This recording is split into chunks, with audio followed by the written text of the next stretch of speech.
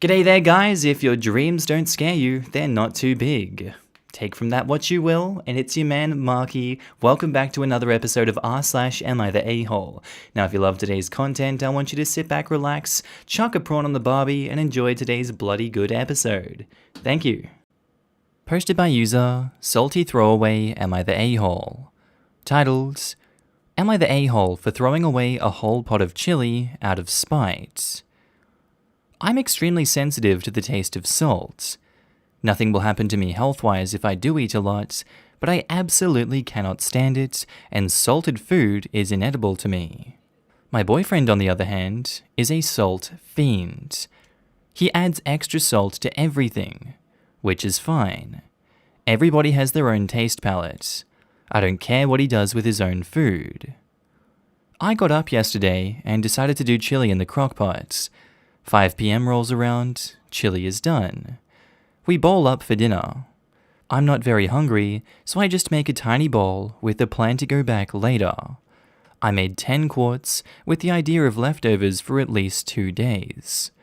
I go back a few hours later, make another small bowl, and shrivel into a raisin upon taking the first bite. He didn't just salt his bowl, he salted the entire pot. Now, I'm aware that 99% of the population would probably have to season their bowl. I expect people to. When I have someone over to eat, I tell them I don't use much salt and direct them to the shaker so they can do their own portion how they like it. But I do expect people to have some consideration for others eating and limit it to their own plate. This isn't the first time he's done this, and we've talked about it before. He swears he won't do it again. But it's a 50-50 chance next time we eat, he'll salt the main dish before putting it on his plate, instead of just salting what's on his plate. It ruins leftovers for me, which pisses me off because I am the sole buyer of groceries, and I usually cook in bulk. I didn't say anything. I just dumped my bowl. I was pissed, feeling disrespected and uncared for, and in the heat of the moment, I dumped the rest of the pot. My thought process was, if I can't eat, neither can he. He has a habit of getting up at 1 AM and digging into leftovers. So like clockwork, he goes downstairs, digs around in the fridge, then stomps back up to our room and asks where the F the chili went. I told him I threw it out because it was inedible, and he lost it about wasting food. Said it's not his fault I have no sense of taste and didn't think I wanted any more. 10 quarts of chili, and he thought 9 of it was solely his, apparently. This is the first time I've actually thrown out basically a whole dish. Normally, I just bitch at him about it, remind him to stop doing it, and move on. This time I just snapped, I guess. I'm tired of only getting to eat a tiny portion of food that I pay for and cook. It's costing me money because I'm having to make separate food for myself when there's perfectly good leftovers I can't touch. It seems like such a dumb thing to fight over. And now that I've thought about it, I wonder if I did overreact. I'm still pissed, but it does feel petty and wasteful. I vented in my group chat, and it's been a mix of your food, your choice, and it's just salt. Get over it. Am I the a-hole for throwing it away purely out of spite? To answer some frequently asked questions, why isn't he paying his way? He doesn't work. I'm the sole provider. I have 2 jobs and he watches our kids so I can work. He's not certified to do anything, so I have more earning potential. Y'all eat that much in 2 days? I couldn't add in the main post because of the character limit, but we have 2 kids also. The baby is still breastfed and is too young to eat the chili, but it was ruined for our toddler as well. I worry about his kidneys. This seems like a bigger problem? Honestly, it is. It isn't about the chili, it's about the ongoing respect, and this was just the specific breaking point. I have kids with this man, and have sunk so much time and effort and life into him that it's hard for me to accept reality for what it is. It feels like everything he does comes from a selfish place. He navigates the world and his life like it's a single-player RPG, and everyone else are just NPCs to improve his story. If it wasn't salting the chili, it would have been using up the last of the detergent to only wash his clothes, or using up all the hot water, knowing I still need to shower for work. This just happened to be where the pieces landed. You're a dick for wasting food. I know. That's why my actions settled on me enough to post here. I was raised in poverty and have lived on rice and beans before. This was a pure anger and spite-fueled thing. It seemed like the lesser evil than dumping it on his side of the bed, which did cross my mind. Why don't you like salt, and what do you cook with then? I do use salt and seasonings, I'm just very light-handed with the salt. I eat pre-seasoned, pre-packaged foods, and those are generally fine. If not, I just pass them off to him.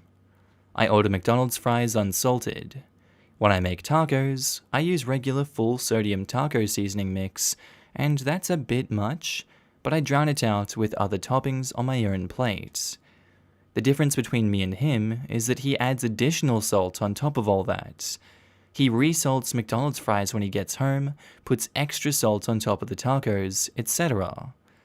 Someone says, leave him. Yeah, probably. I've been looking into daycares and pre-K for the kids. That's really the only reason I've stuck it out so long. If I had childcare, his presence here would be redundant. I ping-pong bowled between you're the a-hole, not the a-hole, everyone sucks here on this one, but I feel like this extra information was absolutely necessary in this situation, gives me a much better picture of what's going on, and I'm on OP's side for this one. I'd say that they're not the a-hole in this situation. If he really is living life like a single-player RPG character, and not working, and just being an overall negative presence in the house, sorry, but he's being the a-hole in this situation. Yes, dumping the chili would potentially have been a negative for this kid, but if he's adding so much salt to it like he does with his frickin' McDonald's fries and tacos, that it's going to be, terrible for this kid's kidney, then F the chili, dump the chili, and dump the man. It just sounds like genuinely such irresponsible parenting and such a disservice to the relationship. There is so much disrespect going on here from this man. I understand if people want to make the everyone sucks here arguments, but I would be out of this relationship as fast as I could if I was this OP. Yes, stay around so that he can look after the kids until you can make those arrangements, but I don't know if this is a situation that can be salvaged. I'm not sure because it doesn't seem like he wants to, and there has been enough years for there to have been change to be made, and yet there was no change done. F this guy, not the a-hole. I know I'll get downvoted because Am I the a-hole is very pro-petty, but everyone sucks here. He sucks for salting the entire crockpot against your wishes and behind your back. Just season up your individual dish like everyone else. But you suck for being petty and wasting 10 quarts of food that could be eaten on the grounds of, if I can't eat it, no one can. Waste of money and totally petty. Then again, you knew that, otherwise you wouldn't have posted here. Next time, just cook for yourself until he can respect you enough to not do that. You get to eat, food isn't wasted, problem solved. I think that because the boyfriend regularly hijacks the OP's food to have only for himself, and the fact that he's been asked explicitly not to, that the only way to get the point across was to get rid of the chili, maybe OP could have given it to a friend or family member. But I think that it was honestly reasonable for her to waste this food. It's a lesson, a costly one, but a necessary one. He wouldn't get the point if he still gets to chow down on all of her food anytime he wants. He needed a reality check, not the a-hole. Not to mention, she's the one that bought and cooked it. She's allowed to waste whatever the damn hell she wants if she financed it and he intentionally ruined it. Our next post is by user BugFuddy Am I the A-hole? Titled, Am I the a-hole for calling my 27 male, ex friends with benefits, 25 female, a beer after she brought up our history in front of my fiancé, who's 28 female? Me and my fiancé got engaged right before the world fell apart. She wanted to have an engagement party, but big groups and gatherings would be irresponsible. Our small town of less than 3,000 people hasn't had a new case for about a month, so we thought it was okay to do a small to medium dinner to celebrate our engagement. We invited our direct families and 5 friends who could bring a +1. In total, about 18 people were there. One of my friends brought Liza, a girl who was a friends with benefits and who I had a crush on for a while, as his +1. During our early 20s, Lisa got around. In fact, she kept a hit list of all the men she hit and how many times. My name was on that list, and she probably hit me a decent amount of times. I had very strong feelings for her. She knew and used that to keep me coming over so I could sleep with her, and then she would just kick me out. Being dumb, horny, and in love, I kept going in the hopes that she'd feel the same way about it. When I saw her, I talked to her and my friend and requested they not bring it up. I told my fiancé that a girl I used to hook up with showed up, but I left it at that. I didn't mention that we had been on and off for more than a year, or that I had feelings for her, which I probably should have. Well, I bought a lot of alcohol for the evening, and Lisa got a little drunk. She wasn't wasted, but she was off. Me and my fiancé's families had left, and we got kinda rowdy. Eventually, Lisa says to the whole party, some dumb, unintelligible nonsense, but the main thing is that she revealed that she used to F the groom-to-be. My fiancé laughed uncomfortably, and everyone else just laughed. I got embarrassed and nicely tried to get her to be quiet, but Lisa had an audience. Lisa then said, I blew his effing mind. He said I was the best he's ever had, and he loved me. People still laughed. My fiancé instantly looked hurt. I told Lisa flat out that she needed to shut up. Lisa then told me to calm down because she taught me everything I knew in bed, and that my fiancé should be happy that she went through me. My fiancé left the room in tears, and I was livid. I told Lisa that she needs to stop because she was just some slag that I thought I had feelings for, and that I should have thrown her trashy ass out the second I saw her. The party stopped, and more tears, but from Lisa. The friend that brought her took her out, and everyone else left. I comforted my fiancé. The next morning I told her what I said, and she said that it was wrong for me to slut-shame her like that. So many of my friends called me an a-hole, including the friend who brought her. Am I the a-hole? Edit. I'd just like to add, Lisa and my relationship ended because I told her I wanted to be something more, and she said she was fine with us just effing. I felt bad about myself and ended the relationship.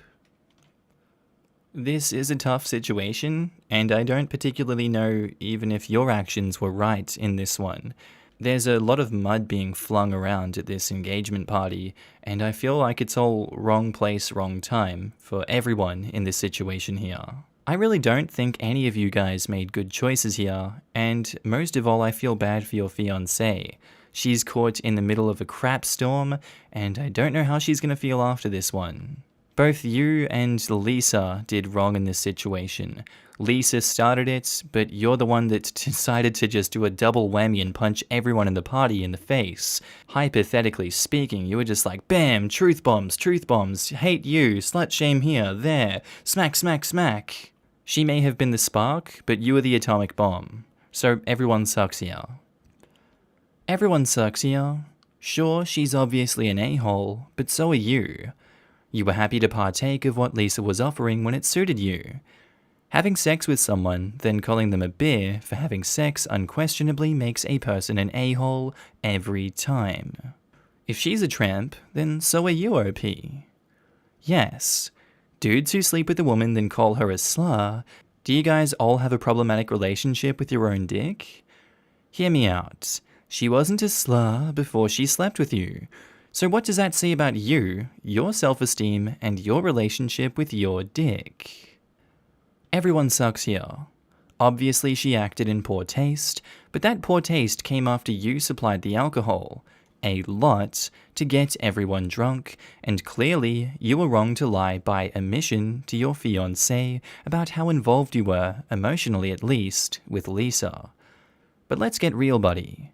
You're an a-hole who didn't mind Lisa being a slur when you got something out of it. Now that you have no use for her, you think it's fine to treat her like trash. Seriously, you judge her for wanting to have a lot of sex and say that she took advantage of your feelings for her. But you knew that she was doing that, and still went to her for sex because you were horny. Nice how the thing that justifies your choices is the same thing you'd vilify her for. Your poor fiancée. She didn't deserve what happened that night, and she certainly deserves better than you. This comment completely. People don't seem to mind the slur when they're getting their jollies, but treat them like trash afterwards. Bringing this crap on you at your engagement party was terribly rude, but calling her names like that just because she never reciprocated your feelings makes you an a-hole. Posted by user PokeMom95, titled, Am I the a-hole? Ex gets married on our son's birthday, ignores son. Some background. I, 25 female, left my ex, 32 male, back when I was pregnant due to the traumatic abuse that he put me through. He and I hardly spoke, and when our son was born, he did not come to see him. He denied being the father and had everyone in his town believe I was a slur who banged everyone. When paternity test came back as 99.99998%, he handed me custody with no fights. I remember watching his new girlfriend storm out of the courtroom when the results were announced. He attended visitations for a few weeks, then suddenly stopped. Few years passed. I moved and started attending college while he still lives with his parents. In July 2020, our son turned 5. My ex had been invited to every birthday celebration and never showed, never called, never even sent a gift. Just an hour after my son's birthday party, I was scrolling through Facebook and happened to see my ex's mother had posted a congratulations to her son who had gotten married earlier that day. My ex never called to wish my son a happy birthday, never sent a text, gift, or card, but had the time to get married on the one day of the year where I feel he should be spending his time with his child. I took screenshots of the post, every comment, every picture, and posted it on my timeline, calling my ex out for being a deadbeat not worthy of being called a father. His mother and some of his family came to try and defend him. So many of my friends and family, and even strangers, came to my aid and wrote about how much a piece of crap he is. My fiancé had said, I've known this child for 3 years, and not once has his so-called father ever been there or been involved. Now, almost on a weekly basis, I have his family message me telling me I'm an a-hole, piece of crap, how my son will be ashamed of what I have said about his father when he grows up, and how I'm somehow the reason his son has no father. Am I the a-hole? I think by default, that guy is the a-hole in this situation by being abusive to you and not being in the son's life. I think we can perfectly establish that. But where I think you veer into the a-hole territory is, I think you would have known this marriage was happening, and I think you knew it was clear that he didn't want his own son at the marriage. That's another a-hole strike right there. Screw that guy for that. But the writing was on the wall there. I feel like airing all this dirty laundry online was not the right way to do it. Obviously you can do it, and I don't think you should have done it because look at the fallout that is caused afterwards. It's not bringing your son any closer to his father, and it's not doing anything to mend the relationship, it's just causing more divide. The ends in this situation has definitely not justified the means, and I think you made an error by putting it online like that. It's done much more harm than good to you, your son, and then your entire family as a result. I'm gonna go with everyone sucks here for this one. Being obsessed with his whereabouts and lack of interest in your son does nothing for your son. Everyone sucks here. Move on. Your son does not need his mother to be bitter, vindictive, and immature. Don't play yourself and pretend that you did that for him. He does not have a father. Your Facebook tantrum did not fix that. Nothing will. I disagree with this. I had an absent father, and I wish that anyone called him out publicly, even once. As it happened, he got married on my birthday too.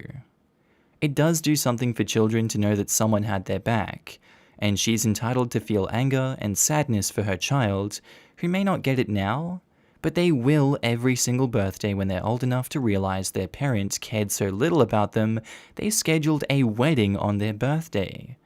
Trust me, I know. Not the a-hole. You aren't the only one who knows. Toxic behavior infects everyone. She can have her son's back without obsessing over her ex's actions. I'm sorry you went through something similar. Here's to living through our parents' poor decisions.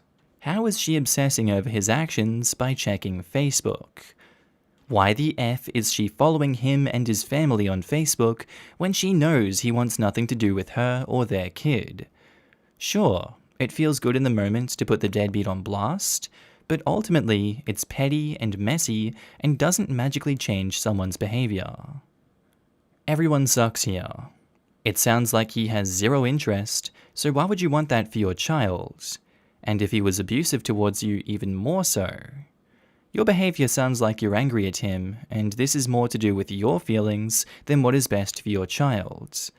Maybe spend some time working through your own feelings of hurt, rejection, shame, loss, or whatever is going on there. Walk away from the drama rather than adding to it with social media posts, which are never going to have any positive effect. Otherwise, you have a future of bitterness and negativity which you will share with your child. Sounds like they will only have one parent who cares, so maybe try to be the best one you can be. Good luck. Yes, this. Therapy would be good. And OP replies, I am in therapy, but for different issues. I suffer from depression and anxiety, and recently found out I'm autistic. My own father wants nothing to do with me, and I know the pain my son will feel. I even suffer from PTSD, diagnosed by therapist because of this X. I hate him for what he did to me, but even more so for what he did to our son. My son doesn't deserve the pain he will eventually feel because his father chose everything else over him.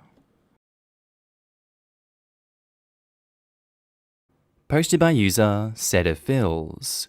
Titled, Am I the a-hole for telling my husband my children come first? I have 2 girls with my ex, 36 male. They are wonderful girls and my entire world. However, they live with my ex full-time while I get every other weekend and some holidays.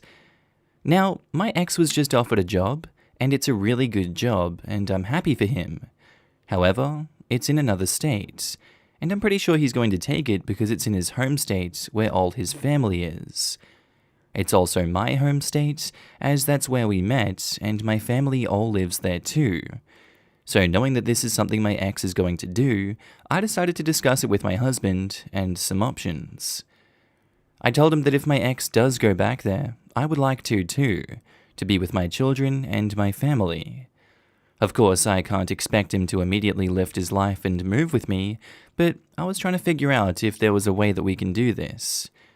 At first, he was treating it lightly and was like, yeah, I'm sure you'll be able to visit them or see them at Christmas. But when he really saw I was being serious, he grew upset. He told me that he didn't want to move anywhere, and that I shouldn't either, that our lives were here. And I agree. However, my children are also my life, and I know for a fact that I wouldn't be able to see them consistently anymore, because they would live so far away, so it would be more rare that I see them. Anyways, he called me selfish for not thinking with him, and I told him if I was selfish, I wouldn't have brought it up and made up my mind, and then told him that my children came first in my life. And now he's refusing to talk to me, and claimed I was being self-centered and inconsiderate. So now I'm asking Reddit, am I the a-hole for telling my husband my children come first, and considering following them back to my home state? I'd say this is kind of an everyone sucks here situation. I can see why you want to move, and I can see why it would be a net positive for you in your mind. But at the same time, it really doesn't sound like you care at all about what your husband thinks.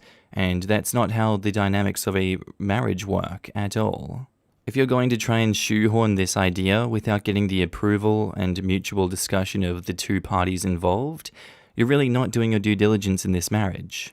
Realize that if you were in his shoes, you'd be reacting the exact same way, and you wouldn't be happy with just having your life uprooted from where it is now, especially if it had been going so well before this. So I think you really have some talking to do with your husband, and please just figure it out. I would love to say you're the a-hole for this situation, but the fact that the husband is unwilling to communicate on this as well makes him a bit of a dick in this situation too, because it's something that you obviously want to do, and you're obviously passionate about your kids. He needs to have that same energy and find a mutual middle ground with you, and he refuses to do that either. Edit. Some people have been asking for this information, so here it is. I would like to explain that there is a reason I have visitation rights, and that's because I have had a history of being an absent parent and not prioritizing my children in my life. I know that court will side with my ex. I am close to my children and I love them wholeheartedly, and I do think that this move, if it does end up happening, but most likely it will, would be beneficial for them, as it's close to both our extended families. Edit 2. I've gotten a lot of advice and a lot of judgments. I do want to say that I'm going to do some couples therapy for me and my husband. I think that's the best way to do things. Edit number 3. I'm adding this because I've been getting a lot of these comments and they are really affecting me. I forgot how hurtful the internet can be.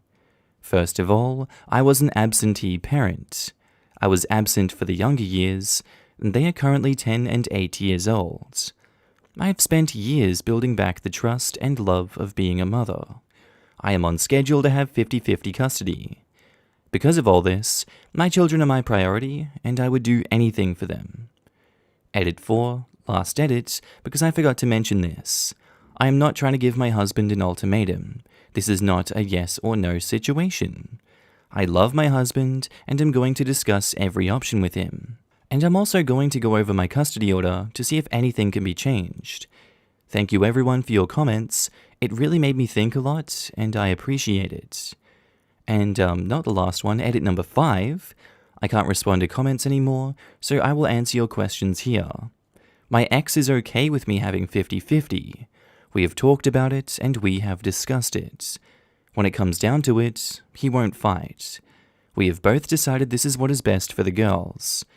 Now, because he is considering moving, this might change the way things are, and I believe the best way for me to go is to follow my children.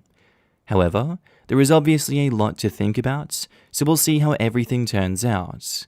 If it's wanted, I could post an update later.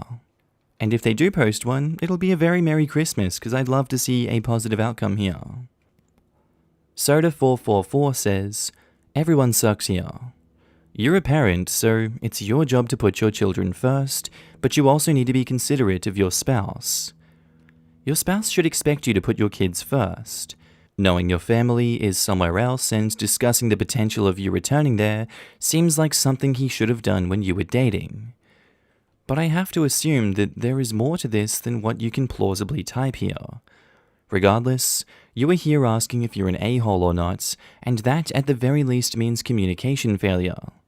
If you can communicate together well enough to get married, then you can communicate together well enough to get through this. That's a very good point. And OP replies, thank you for this. It actually made me think that we can hopefully find a middle ground. I don't see what middle ground you can reach though. Either you leave your kids or your husband. You can't live in two places at once. Well, I'll talk to my husband and see if we can figure this out. It's not an all or nothing for me. I love my husband and am 100% willing to work with him on this. And I will be talking to my attorneys to see if there is any updates on my custody agreement. Well, what is the middle ground though? You keep saying that you two will figure this out, but you're keeping it as vague as that. You need to be honest with yourself. Realistically, what do you want? Is it to move to where your ex is? What are you going to do if your spouse doesn't want to move, though? Don't just say that you'll figure it out either. What is the compromise in this situation? And I'm sorry to be a cock tease here, but OP didn't reply to that one, much to no one's surprise. Not the a-hole. Every good parent puts their children before anyone and anything else, and if your husband thought any different, then that's his problem. If she had done that earlier, she wouldn't be in this predicament. And OP replies, "It's my greatest regret, but I have to work with what I have now." Everyone makes mistakes, and sometimes we don't realize the value of what we have until we lose it. The past is the past. You are making amends and trying to be a better parent by prioritizing them. That's more than what some mothers would do, thinking their lifelong absence, physically or emotionally, won't affect their relationship with the children in the future. You are doing the right thing. Don't be so hard on yourself. You are making the effort now, and that's what matters. Not the a-hole, but you have two different priorities: move to be with your children and file for divorce. I'm afraid of this, honestly. I love my husband, and it would be hard to let him go, but you're right. My priority is my children. Posted by user Son and Wife Problems. Titled, "Am I the a-hole for not allowing my wife to send our son away for what he said to her?" 2 weeks ago, my wife's parents passed away in a car accident. Her father was 65 and her mother was 63. My wife has been completely devastated since. She's an only child and was extremely close to her parents. They were wonderful people, and I also grieve their loss. The issue of this post stems from our son. Our son is 15 and has been pretty unempathetic to his mother. He is fairly introverted and started pulling away from his grandparents and us at 13, and now spends most of his time playing video games. He didn't react much to the news of their death. I've tried talking to him about it a few times, but he's told me that he didn't feel that close to them. I still have to go into work while my wife is on bereavement leave. Our son is doing 100% online learning and is also home all day. Since the accident, my wife and son have had several bad interactions. Examples are, wife was crying in bed and son barges in and asks where dinner is. Wife asks him to make himself something, he rolls his eyes and walks away. Wife sets up online Zoom funeral with her aunt and cousins, her only remaining family, and asks son to attend. He gets on the call from his room, but was on his phone the entire time and didn't wear a shirt. Wife asks if son would like anything from his grandparents' house as a memory. He loudly replies nope and walks away. The big incident came 2 days ago. I was at work when my wife called me sobbing. What happened is that she was in the living room playing some old videos with her parents when son comes in. He asks to use the TV to play a video game, and she says to give her an hour. She then asks him to join her. His reply was, "Mom, I honestly don't give a crap. They were old and gonna die anyways. Can you just get over it already?" She sent him to his room and called me. I talked to him about it when I got home and made him apologize, but it clearly wasn't sincere. It upset my wife even more, and she asked to speak with me that night. She told me that she's having a hard time grieving with him constantly sharing the same space, and him being rude and dismissive of her. She proposed that he spend 2 weeks with my sister, since they have a similarly aged son that he's good friends with. She wants the 2 weeks to go through everything from their house, deal with the legal stuff, and really process her grief. I do understand where she's coming from, but I shut her down. I told her that it is unfair to send him away, and that if she needs some time apart from him, she needs to be the one who goes. She argued that she needed my support through this, and if she goes, she has no one. I told her I loved her, but our son comes first. She slept in the guest bedroom that night and hasn't spoken to me since. I feel horrible and am second-guessing my decision. Was I the a-hole here? I think you are, yes. This really isn't a situation where you need to be choosing your son over your wife.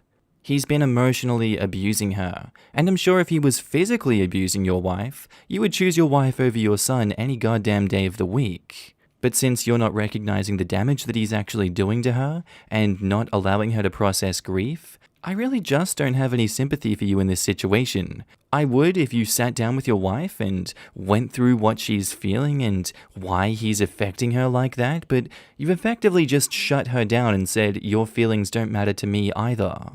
Honestly, the son doesn't need to be sent to the sister's house where he's going to be treated nicely. You need to chuck him on Mary Porvich or Jerry Springer and send him to that bloody boot camp where they really set them straight and realize, hey, you done goofed up, son. Stop with this bullcrap.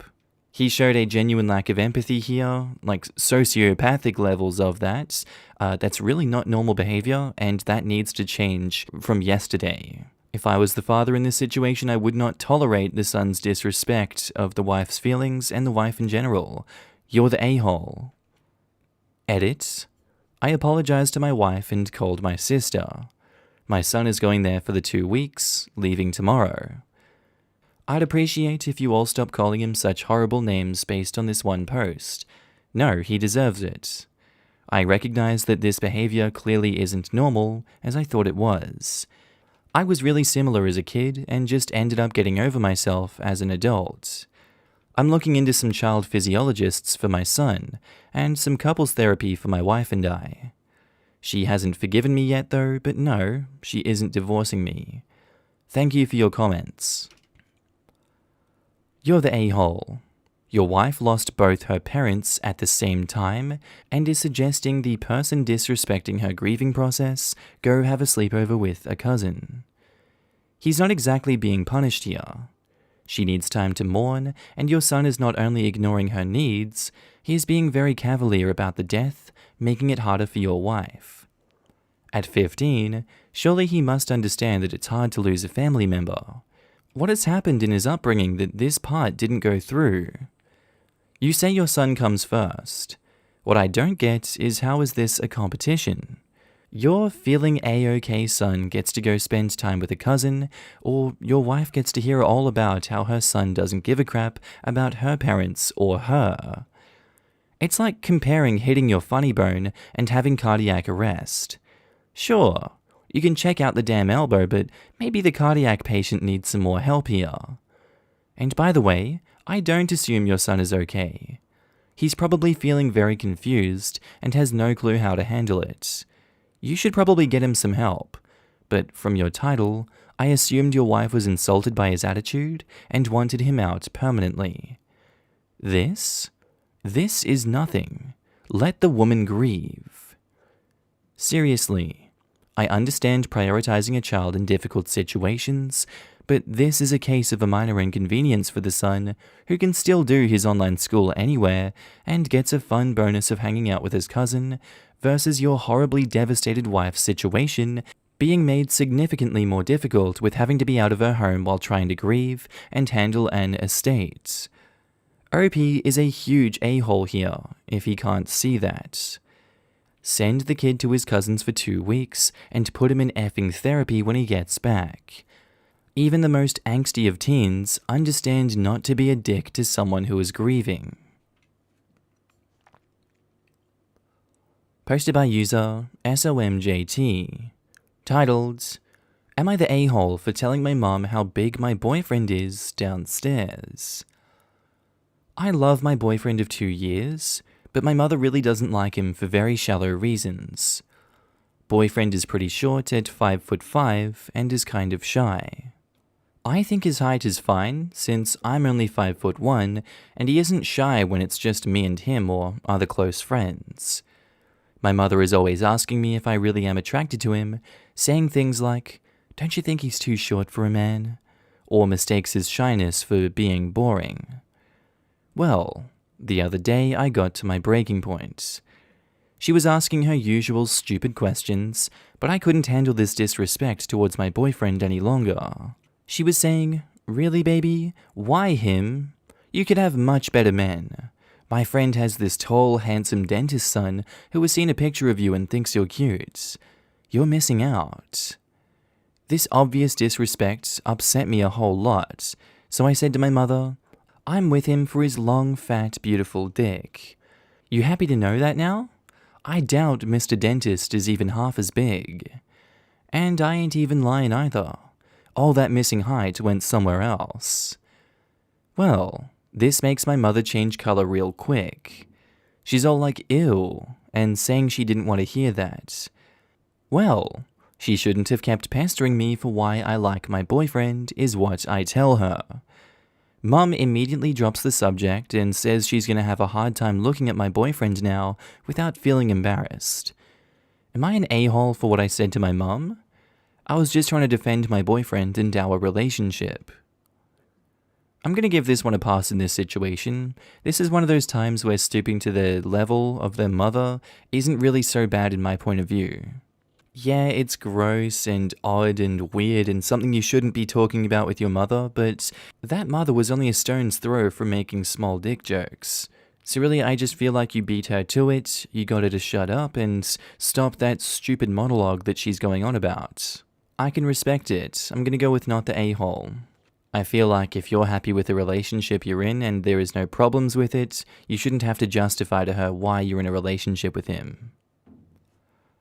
Archred's baby mama says, you're the a-hole, for your boyfriend's sake. There were no other reasons you could give her for why you're with him?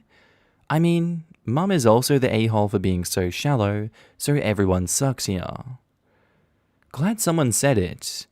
So your mum is shallow, but you tell her the reason you're with him is for his big dick. Doesn't sound shallow at all. Guess we know where OP gets her shallowness from. His dick isn't the reason I'm with him. I'm with him because he is my best friend, and because of how we bond. We can talk to each other about anything, and we take care of each other. But that dick is a huge bonus. Thanks for clarifying. With how your post was written, it made it sound like that was the sole reason for being with him. Or at least how you made it sound to your mum. I understand why you said what you said to your mum to shut her up, but exactly what you said to me, you should have said to your mum. Something like, I'm only going to say this one time. Your comments about boyfriend are going to stop. I don't care that he isn't up to your standards. He's my boyfriend, not yours. He's more than just his looks. And maybe if you weren't so shallow and actually took the time to get to know him, you'd realize that. I like the way he looks, but he's also my best friend. We can tell each other anything, and our bond is unbreakable. And if you want me to be brutally honest, I love our sex life. Don't let his height fool you, because he makes up for it elsewhere. Trust me. I love him, I'm satisfied with him emotionally and physically, end of story. Don't bring it up again. Might not be too late to say that to her. Kinda a follow-up and to make sure she understands that this is the last conversation you're going to have about it. And since you already made the big dick comment, there is no going back. But you can still add it in there with everything else you love about him. I'll definitely say something like this if she ever brings this stuff up again. I get why you said it though, it was for shock value. I would do that too if someone kept pestering me about my partner's appearance. Info. How does the boyfriend feel about this downstairs being discussed with your mother? Mum obviously sucks, but to me, whether OP is in the clear or not is contingent on what the man in question thinks about this manhood being discussed that way. And OP says, I told him, and he doesn't care. Then definitely not the a-hole.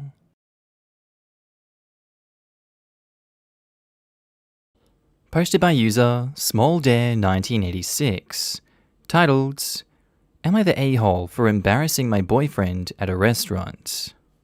Okay, this is really stupid, and I'm pretty sure I'm not the a-hole, but this happened over a year ago, and my boyfriend keeps bringing this up as an example of me trying to undermine him. So, both my boyfriend and I love food. Not too uncommon, obviously. We're also both pretty athletic. I'm a runner, so I'm relatively small, at around 100 pounds at 5'4", while he's an Olympic weightlifter and occasional bodybuilder, so he's a lot bigger. Probably like 200 pounds at 6 feet. The thing is, I have an enormous appetite. Way bigger than his. Honestly, I'm kind of embarrassed at how much I can eat, which is often way more than him. So last year, we went to a restaurant that has a 96-ounce steak challenge. Basically, you have to finish a 96-ounce steak plus a bunch of sides in an hour, and you get the meal for free. I honestly had very little doubt I could finish it. Boyfriend and I went to the restaurant with a few friends, and I said I wanted to try the challenge. Boyfriend said he wouldn't pay for it if I couldn't finish it, but like I said, I was pretty sure I would finish it. He had been to the restaurant before, and he ordered a more normal meal. I don't remember exactly what, but some kind of steak that was probably closer to like 18 ounces. I made a bet with him that I would not only finish my meal, but would finish it before he did, and he accepted. Well, the meal comes, and I finish in under an hour. Boyfriend can't even finish his meal. I end up finishing for him.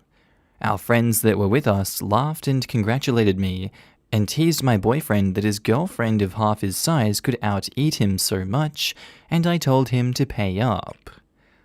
After we separated from our friends, he went off on me, telling me I embarrassed him in front of our friends and emasculated him. I honestly don't think I'm an a-hole for this, but he keeps bringing this up as an example of me trying to undermine him in public. Am I the a-hole for out-eating him and embarrassing him in front of our friends? Edit. Y'all, I don't eat like this every day. I wouldn't be able to run if I did, lol. I don't think so. He agreed to the terms and conditions of this beforehand, and now he's deciding to be emasculated because you beat him in this challenge? The friends are honestly just doing a piss take here. They don't genuinely mean that he's less of a man for this happening. Can this guy not put his feelings aside for 2 seconds and realize, hey, it's not as deep as you think it is. They're just taking the piss and they're gonna forget about it. Continually bringing this up and holding it over OP is a real dick move by this guy, and that's just incredibly toxic. Not much else to say besides that. I'm going with not the a-hole OP. Not the a-hole. My youngest is a tiny pipsqueak, but he can pack away steak like nobody I've ever seen. When we have steak nights, my husband and I usually are only able to finish half of our steaks, while my youngest is already polished off his and looks at ours like a shark ready to pounce. I've seen that boy basically put down 3 full steaks before. OP is Sub Sandwich's sister confirmed. Not the a-hole, but holy crap, 96 ounces? I've never tried eating that much, granted, but I doubt I could eat half of that. And I can eat a lot when I'm hungry. Not the a-hole. Sounds like he knew of your appetite and that you could consume more than he could. He's the a-hole because he keeps bringing it up. Tell him he needs to effing let it go already. Not the a-hole. If your boyfriend's ego is dependent on you, that's a him problem. Don't lessen yourself to make someone else comfortable.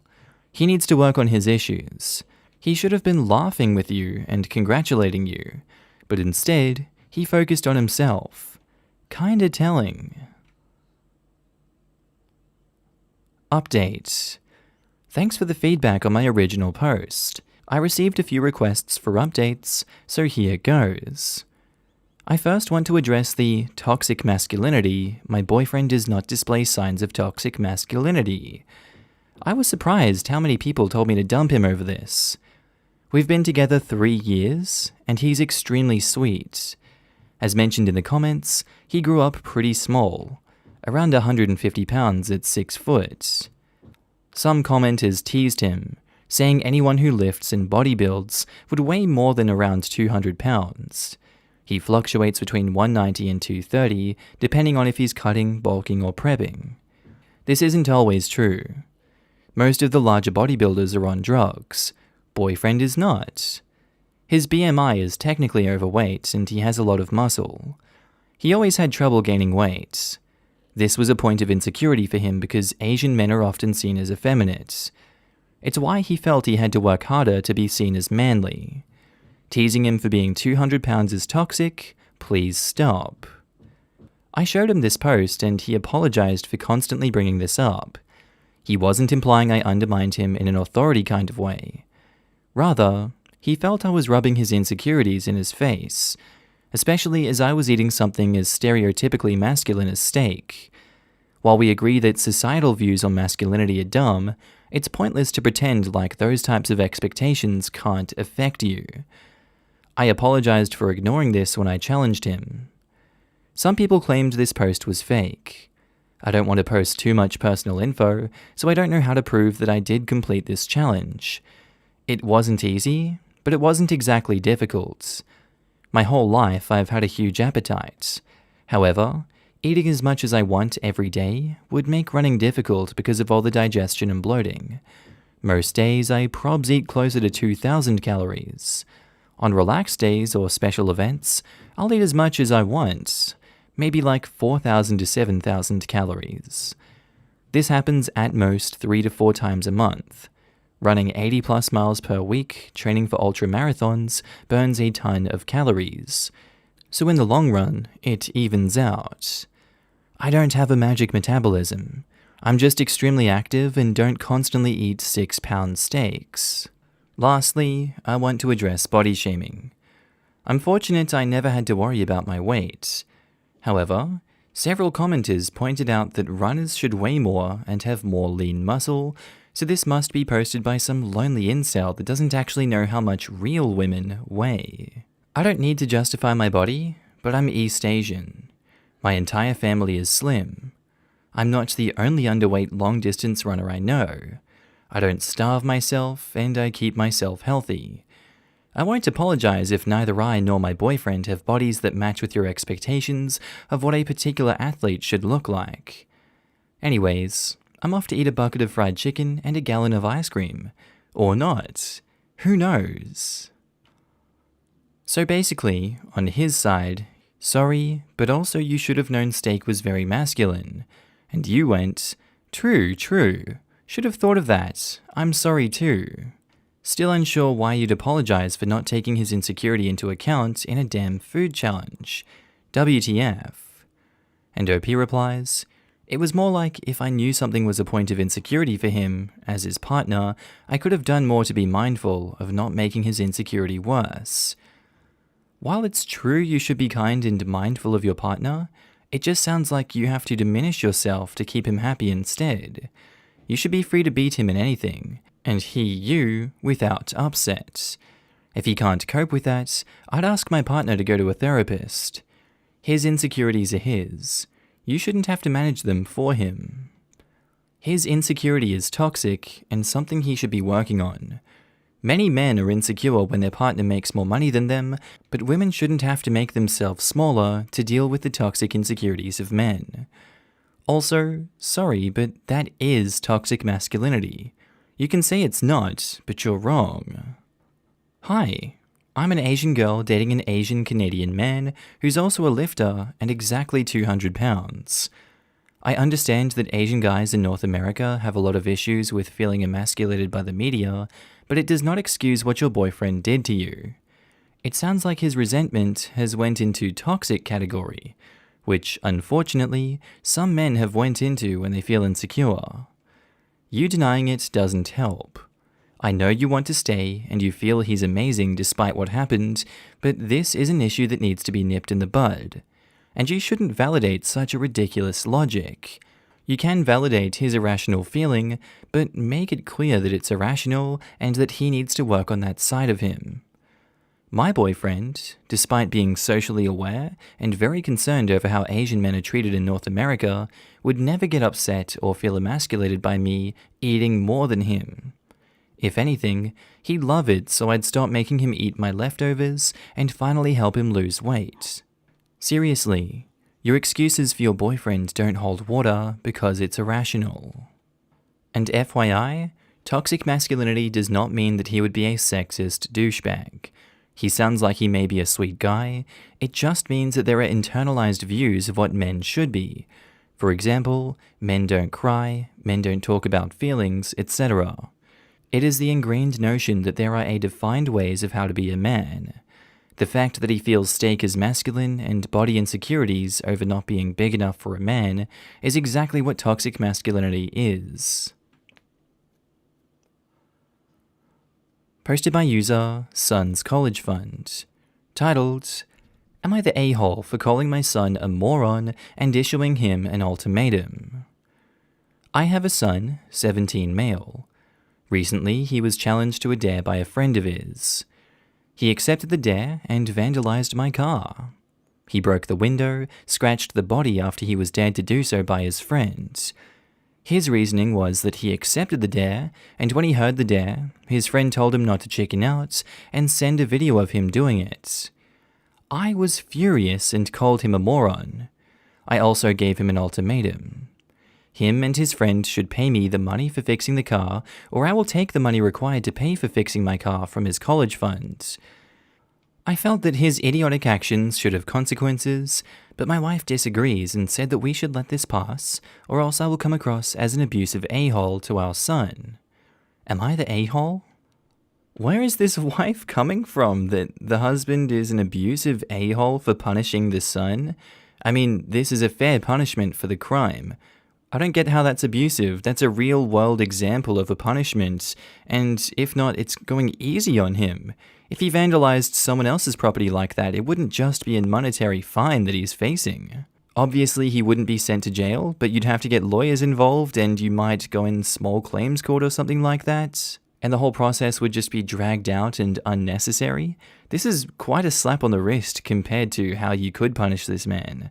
I'm gonna go with not the a-hole for this one. What the hell's her problem? Not the a-hole. Tell the other boy's parents, and both boys should work to repay the money or face charges of vandalism. The other boy's parents will no doubt say he's not responsible as he didn't actually do the damage. But if someone told me my kid was pressuring someone into doing something, then there would be real serious ramifications at home. Your wife is on another planet. Does she want to raise a boy who thinks his actions have no ramifications? My teenager would not dream of doing this to someone else's property. She'd tell the friend to go kick rocks for being so stupid. I'm going to call them, and if they do not believe me, I have proof of chats between the two regarding this topic, which I forced my son to give me. The other boy should be punished by his parents for encouraging stupidity, but the other boy is not responsible for the damage to your car. Only your son is. It was your son's choice to do the dare when he could have said no. Maybe your son not being able to deflect part of the blame to his friend will make him realize that he is responsible for his own actions and nobody else, dare or not. Not the a-hole. By the way, I dare you to take your money out of your son's college fund to pay for your car. Don't chicken out, and please send me a video of you doing it. Also, you can refer to this dare if your son complains. Let it pass? ? Is that a lesson you want your son, who will be a legal adult within the year and be forced to answer for his own actions, to learn? I might understand if she proposed a different punishment, but to let him off the hook entirely is out of control. What's more important here? That your son thinks you are nice, or that your son learns the consequences of his actions and you are made whole from having your car vandalized? Not the a-hole. Does your son currently have a car? I'd switch cars until he figures out how to get it fixed. He doesn't, and I don't plan on getting him one after the stunt he pulled. Not the a-hole. He vandalized your car. If it was anyone else, we are talking jail time for a effing dare. No, the other kid should be banned from your place, his parents informed, and your son grounded until college. He needs to learn that there are consequences for his actions. Being stupid isn't an excuse. His mother is wrong and is raising a kid with zero social skills. 5 years from now, I dare you to run this forklift into that concrete post. Idiot son takes the dare. Now he's fired, facing charges for damaging company property, and unemployable once out of prison. Gotta put a stop to that crap now. The friend isn't welcome at our house anymore, regardless of whether he pays or not. Son is grounded till he turns 18. Update. I think some of you might have read my previous post. I had a talk with my son about how wrong his actions were, and also talked to the parents of the other kid as well. They apologized, and my son and his friend will be paying the bill while they work till they go to university. I've also told my son that he needs counseling and will have to attend sessions before going to college when he turns 18. As I said earlier, he's still grounded for his actions, and it will be a long time before he earns my trust back. As for my wife, she accepted the punishment I've set out for him and did not oppose it. I'd like to thank you all for the advice you gave me in this previous post. Sawad asks, will you give him or pay for his counseling? It sounds like a good idea to make your son more well-adjusted. And they reply, yes, I will be paying. Sounds like a solid plan moving forward. Good for you. At 17, you're still a child in many ways, but in other ways, you're a young adult and fully able to understand real long-term consequences. Punishment as well as counseling is a good balance here, so it doesn't just feel like punishment, but also learning. You're the a-hole for getting the friend and his parents involved. How the F is it the friend's fault your son is so effing stupid? Edits, also everyone sucks here. They had to be informed of their son's foolishness, and they were the ones to make their son to pay. I didn't compel them to do so. Glad you stayed firm. That was a prank of a child, not a 17-year-old young man. That's not a prank, that's just vandalism. Kid's lucky his stepdad is willing to let them pay for it. I'm his bio-dad. I hope you've emphasized to him that this type of idiocy can get him charged with real crimes right now. Many prosecutors are liberal about upgrading 17 to adults, and that if it weren't for you being forgiving, he could easily ruin his life. If he does it to a stranger, that person is very unlikely to be so forgiving. Like, struggle to get a good job and forfeit eligibility for college tuition grants, amongst other consequences. If you aren't aware, my company, and this is common, background checks all employees, and to be honest, it's generally not worth dealing with the hassle to hire criminals. If I wanted to, I would have to run it all the way through legal and the CEO, and segregate all future work to keep this hypothetical employee off certain contracts where we contractually cannot expose data to criminals. It's a giant ongoing pain, and the reason we've only done it once. Edit. Forgot to say that my company is pretty standard in this aspect, and that's the point. Posted by user Husband at the End. Titled, Am I the a-hole for not telling my sister that the child she thinks is her nephew isn't my child? I, 27 male, have 5 siblings. We all had a great relationship up until 5 years ago. I found out my long-term girlfriend of 3 years was cheating on me and got knocked up. I didn't tell any of my family at the time because I was handling it. Well, she gave birth and wouldn't stop harassing me, going around telling people I ran away from my responsibilities. Now, anyone who knows me knows I wouldn't leave without a reason, and didn't need any more info than that, I thought. But my older sister was a different story. Now, she has always been someone who can't stay out of other people's business. She would attack me and say all kinds of messed up things about me in public. I would be lying if I said it wasn't all funny to me, but it was. She pretty much went low contact with me for my abandoned so-called child, and the rest of our immediate family for not encouraging or forcing me to step up and be a father. Well, over the years, I started to tell the rest of my family what happened, and they would always ask how long I'll keep this up. After the pandemic begun, she started coming back around our parents, talking about all the time she spent with their other grandchildren. My parents are the people who taught me about staying out of other people's business and didn't say a word. Now we all got together for Thanksgiving, and it was the first time in 5 years that we're all together. She starts attacking me about the child, how big it's gotten, and how a father could abandon it. So I responded, I don't know. Why don't you ask X why the real dad ran away? My sisters called me a liar, and I asked if she wanted to see the test results from 5 years ago. She was dumbstruck, and when she learnt I wasn't lying, she called me an a-hole for letting her be an aunt to a child she's not related to. I was called an a-hole by her in-laws' side of her family and friends for letting this joke go on for 5 years. So, am I the a-hole? So I just want to make sure one thing is very clear. After my ex gave birth and I had the DNA test done, I was not the father and I cut her off.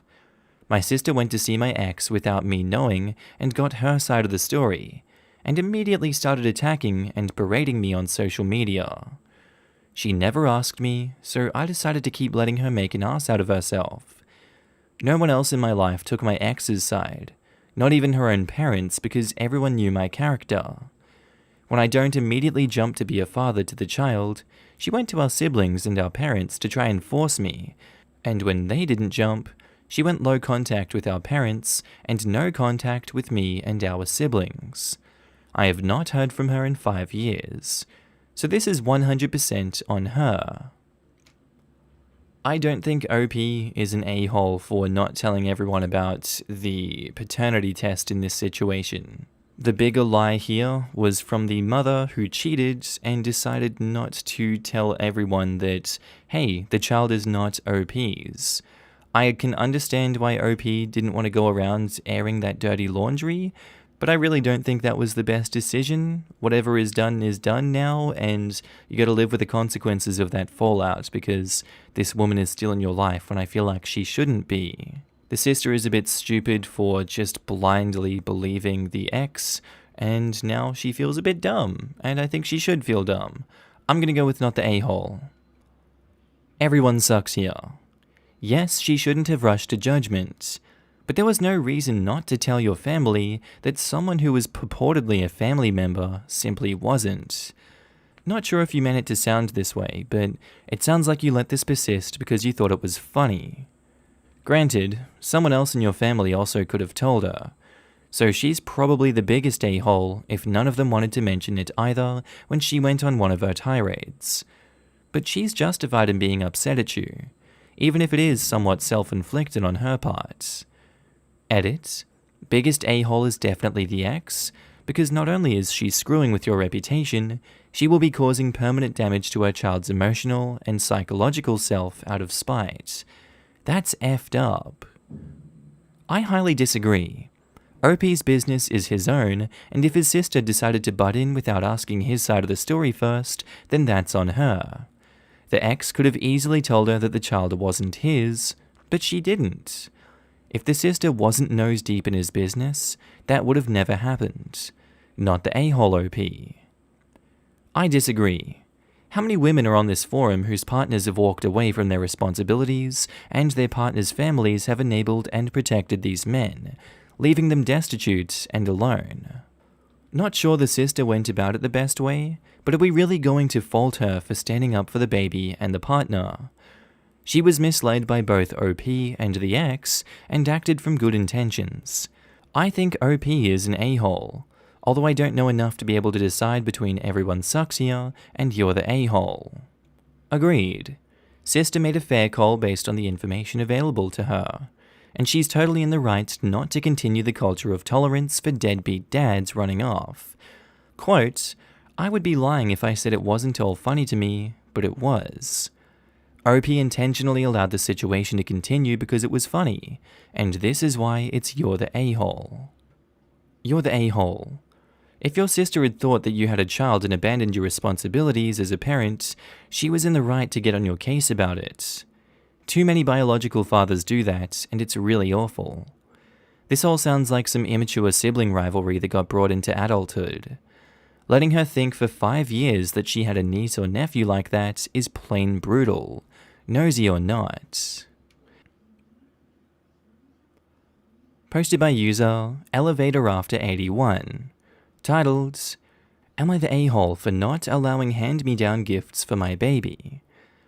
This seems a lot worse than it is.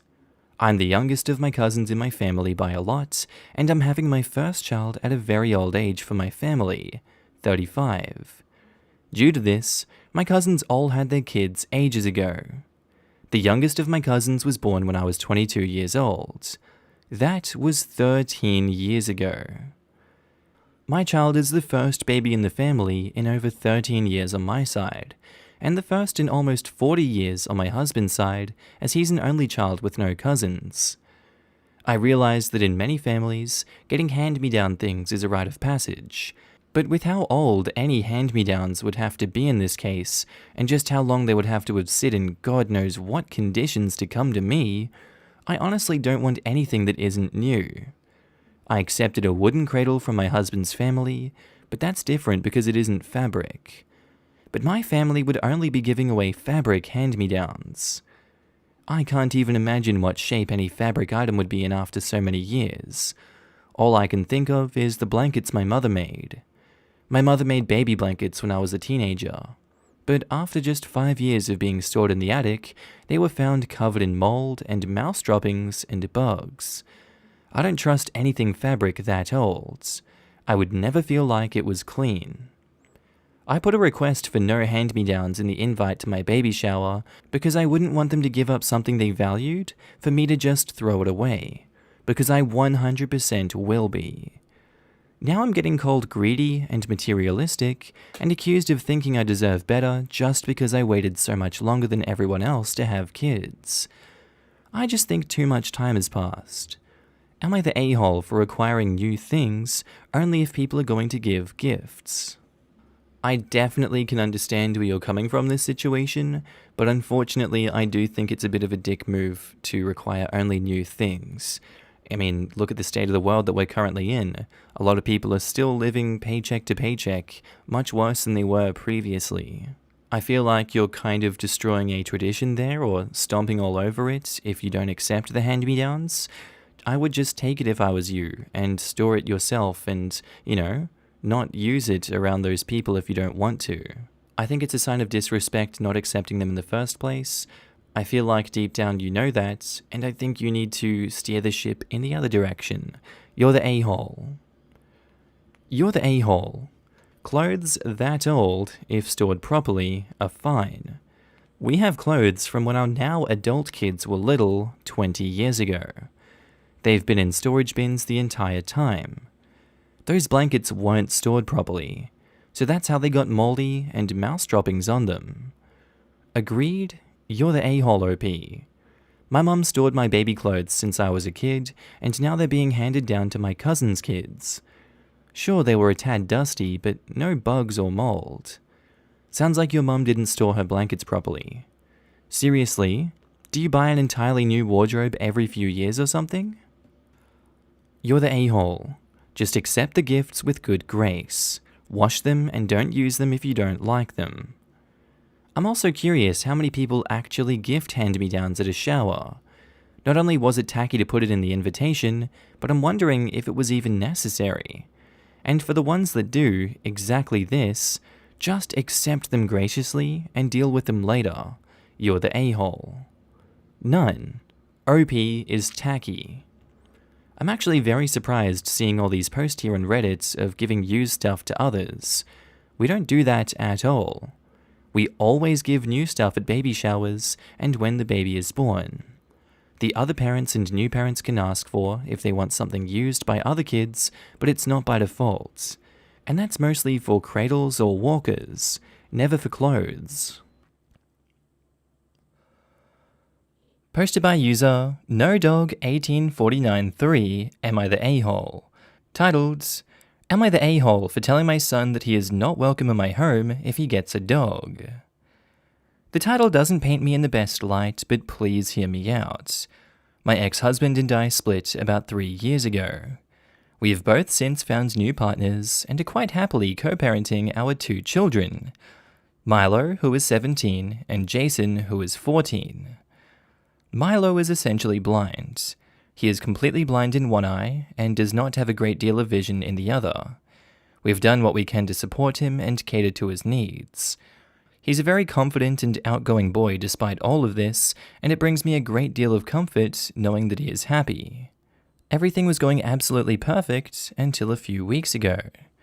My ex's partner, who we'll be referring to as Mary, has a habit of getting involved in situations that do not concern her.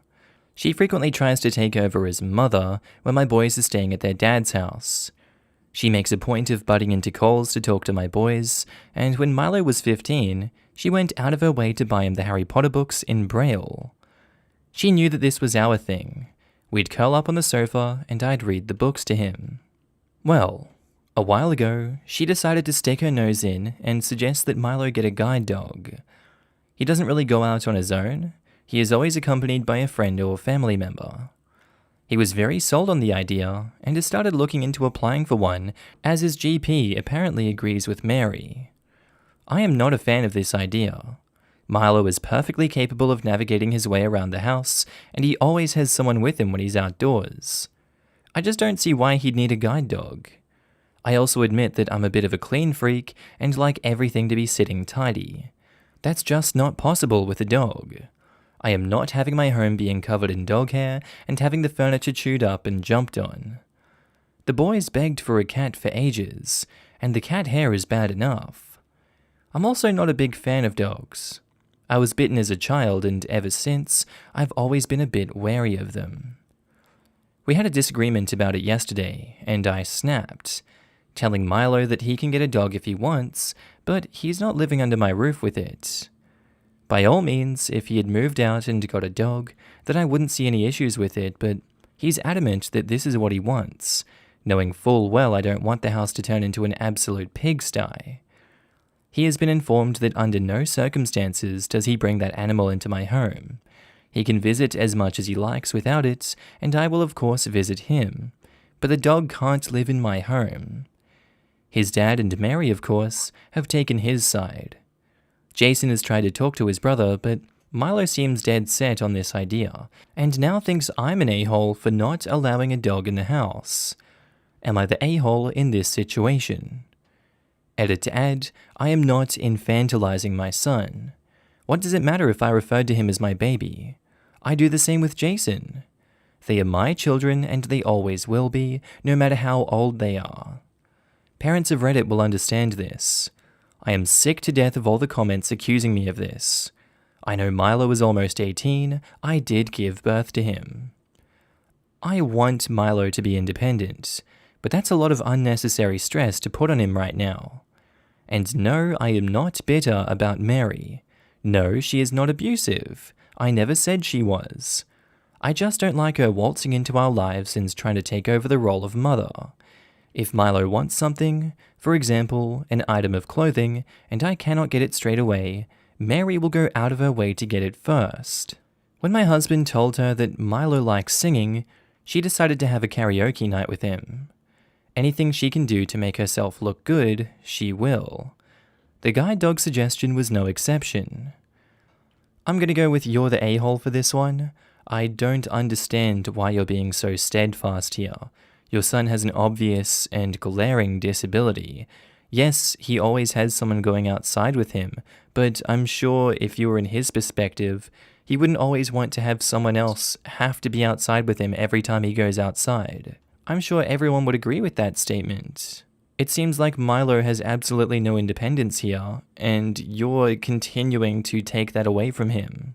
Calling him your baby, I don't know if that's infantilizing him, but definitely limiting his ability to gain his own independence and hindering his ability to move forward in life is definitely infantilizing him. I genuinely don't understand how you think it's not. You're the a-hole, get a grip. You're the a-hole. She's being a mother to your kids, which says to me she is looking after them and caring for them as well as being a positive role model. She got a present for your son of something that he would truly enjoy, but got pissed because you were the one who read the books to him.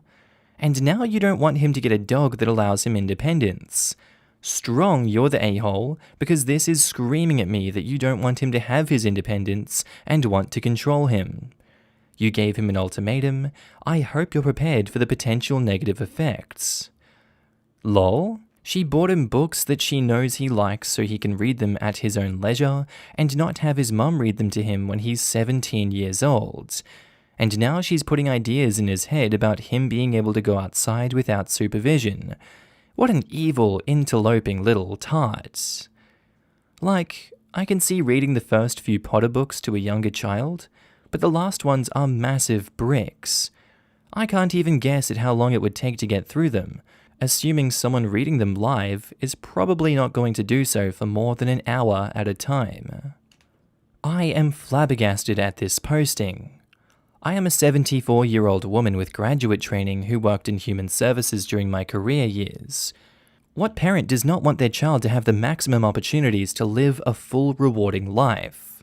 So, it sounds like a pristine house is more important to you than your son having the freedom and sense of accomplishment to live his own life with as much independence as possible. For all the rest of Milo's life, he cannot depend on other people being available to him when he needs to go out, go to classes, have employment, go on dates, travel. The fullest range of life experiences begin with him having a trained guide dog. You seem to resent your ex's new partner, with whom you seem to feel some competition. Let me rework that. Maybe she is a decent, caring human being who just wants what is best for Milo, and she is giving of her time, energy, and resources to be supportive of him. Once you get her and the Harry Potter books out of your head, maybe you'll see common sense about Milo and his needs for a better future. Thank you for pointing out that aspect as well. OP is basically saying that she cares more about keeping her house tidy than she cares about getting her son adequate healthcare. And I do think that having a guide dog should be considered healthcare for blind people. Putting aside the fact that everyone has the right to function independently in the world, at some point in life, he's going to have to do something by himself, and someone won't be there to help him. So without a guide dog, he's trapped. And now back to the post. Last edit. I understand Reddit. I will admit I wasn't in the best state of mind earlier, and was not ready to read all of the comments, so I did come off as a bit defensive. If it means that much to Milo and his independence, he can get the dog. Something about hundreds of people telling you that you are a colossive a-hole will do that to you. I took the suggestion and did some research regarding guide dogs, and I do not feel as strongly about having one in the house now that I know how well behaved they are. I did not set out to hurt my son, but it happened. I know I'm never going to like Mary, but as much as it pains me to say it, she may have had a good point in this matter. Posted by user DonkeyImpossible292, titled, Am I the a-hole for getting mad that my oldest son didn't let my youngest win a game? I have 4 kids. Only 2 are relevant to the story. My 10-year-old son we'll call Jack, and 8-year-old son who we'll call Tony. They were playing Mario Kart with each other on their 3DSs. My oldest son knows to let the youngest win. Otherwise, he'll throw a tantrum. The boys swapped DSs because Tony's needs to be charged, and Jack didn't really feel like moving from his spot. Like I said, Jack knows to let Tony win, but for some reason he didn't this time. Tony started his usual I didn't win tantrum and threw Jack's 3DS across the room. The console broke, the top screen came off the bottom, and the buttons are unresponsive. Jack was upset, and that's why I got mad at him. He had been told repeatedly to let Tony win to avoid a tantrum. My husband and my 2 girls are saying that I should make Tony give Jack his 3DS, but I think it's Jack's own fault for giving him his one and then not letting him come first place. Jack is refusing to share anything with Tony and has hardly spoken to me in days, so I'm left to deal with the constant tantrums on my own. Am I the a-hole? Edit, can you guys please stop messaging me, wishing death on my kids? God, what's wrong with people on Reddit? I guess I have to go with you're the a-hole for this one. If Tony can't accept that defeat is just a part of life and you're going to lose, and he's going to throw tantrums as a result, he can deal with the consequences of his actions. I don't see how Jack is the bad guy in this situation. You need to punish Tony and give him those life lessons and shut down those stupid tantrums that he's having. Yes, it's expected that 8-year-olds are going to have tantrums, but this is when you step up as a parent and you teach him the proper life lesson through the tantrums and how to avoid these emotions in the future. Because right now you're really not doing your duty as a parent. You're enabling Tony and you're punishing Jack for just trying to have fun in a game where there was no ill or malicious intent. I think you're failing as a parent in this situation and you need to reverse the tide. You're the a-hole. You're the a-hole and a crappy parent. It's not Jack's responsibility to help you handle Tony's tantrums. You do not reward bad behavior. Tony throws tantrums to get his way, and you just go along with it. He has you trained. Tony is old enough to understand that there are consequences to his actions. Having to give his brother his toy is a natural consequence of breaking his brother's toy. Get a grip before Tony grows into an entitled adult with no sense of accountability. I have 3 kids. You know what happens if you throw a fit because you lost? You don't get to play anymore. You damage your sibling's toy because you have a fit? Your toy becomes their toy. It's a natural consequence. OP needs to get Tony's tantrums under control. We get so many posts on here about adults who throw tantrums when they don't get what they want. They demand weddings be cancelled. They assume they'll be included on expensive vacations at no cost to them. They cry and moan, and their feelings are so genuinely hurt when the world doesn't bend over backwards to cater to them that you have to wonder where they come from.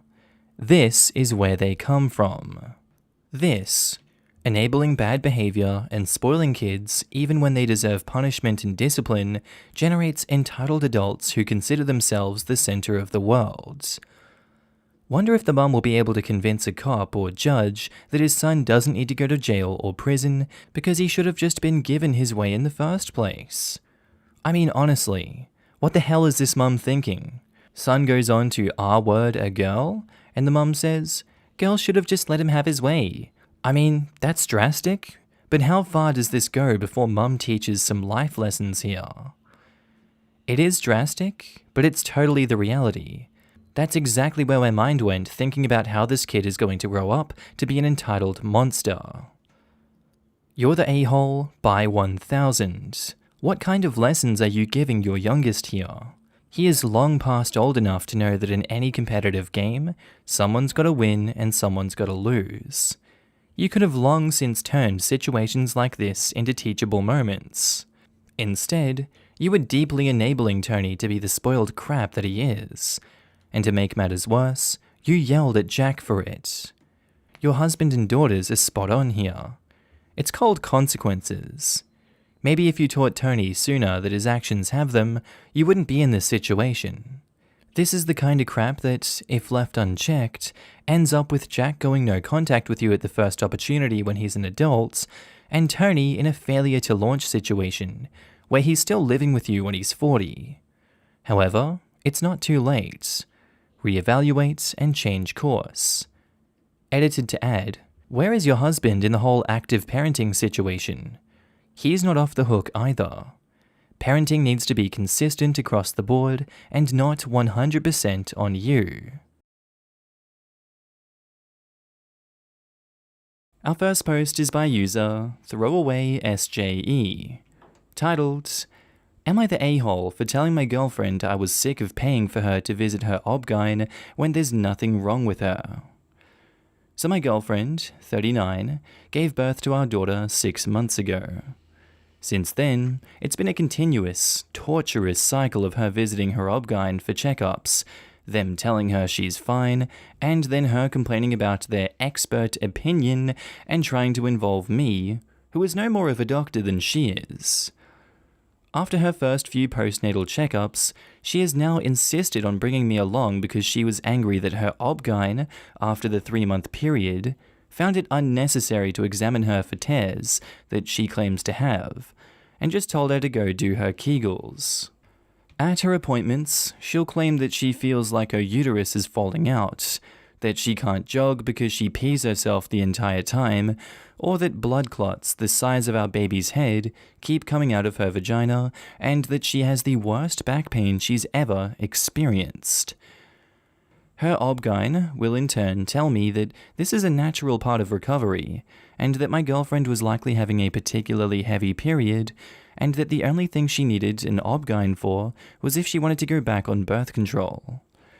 She once even yelled at her obgyn that her urine is red, and her obgyn says yes, that's what happens when you're on your period.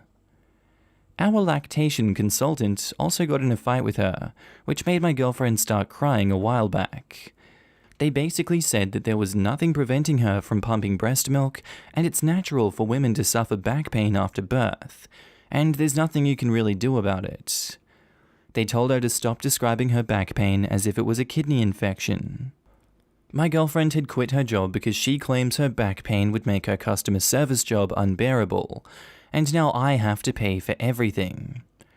I'm sick of footing the bill for Ubers and medical visits, only to be told that everything happening to my girlfriend is natural and millions of women are going through it and still manage to work high-powered careers, have more babies, breastfeed, and not go to the doctor every week, only to be told that they're fine and asked if they wanted to schedule an appointment for an IUD.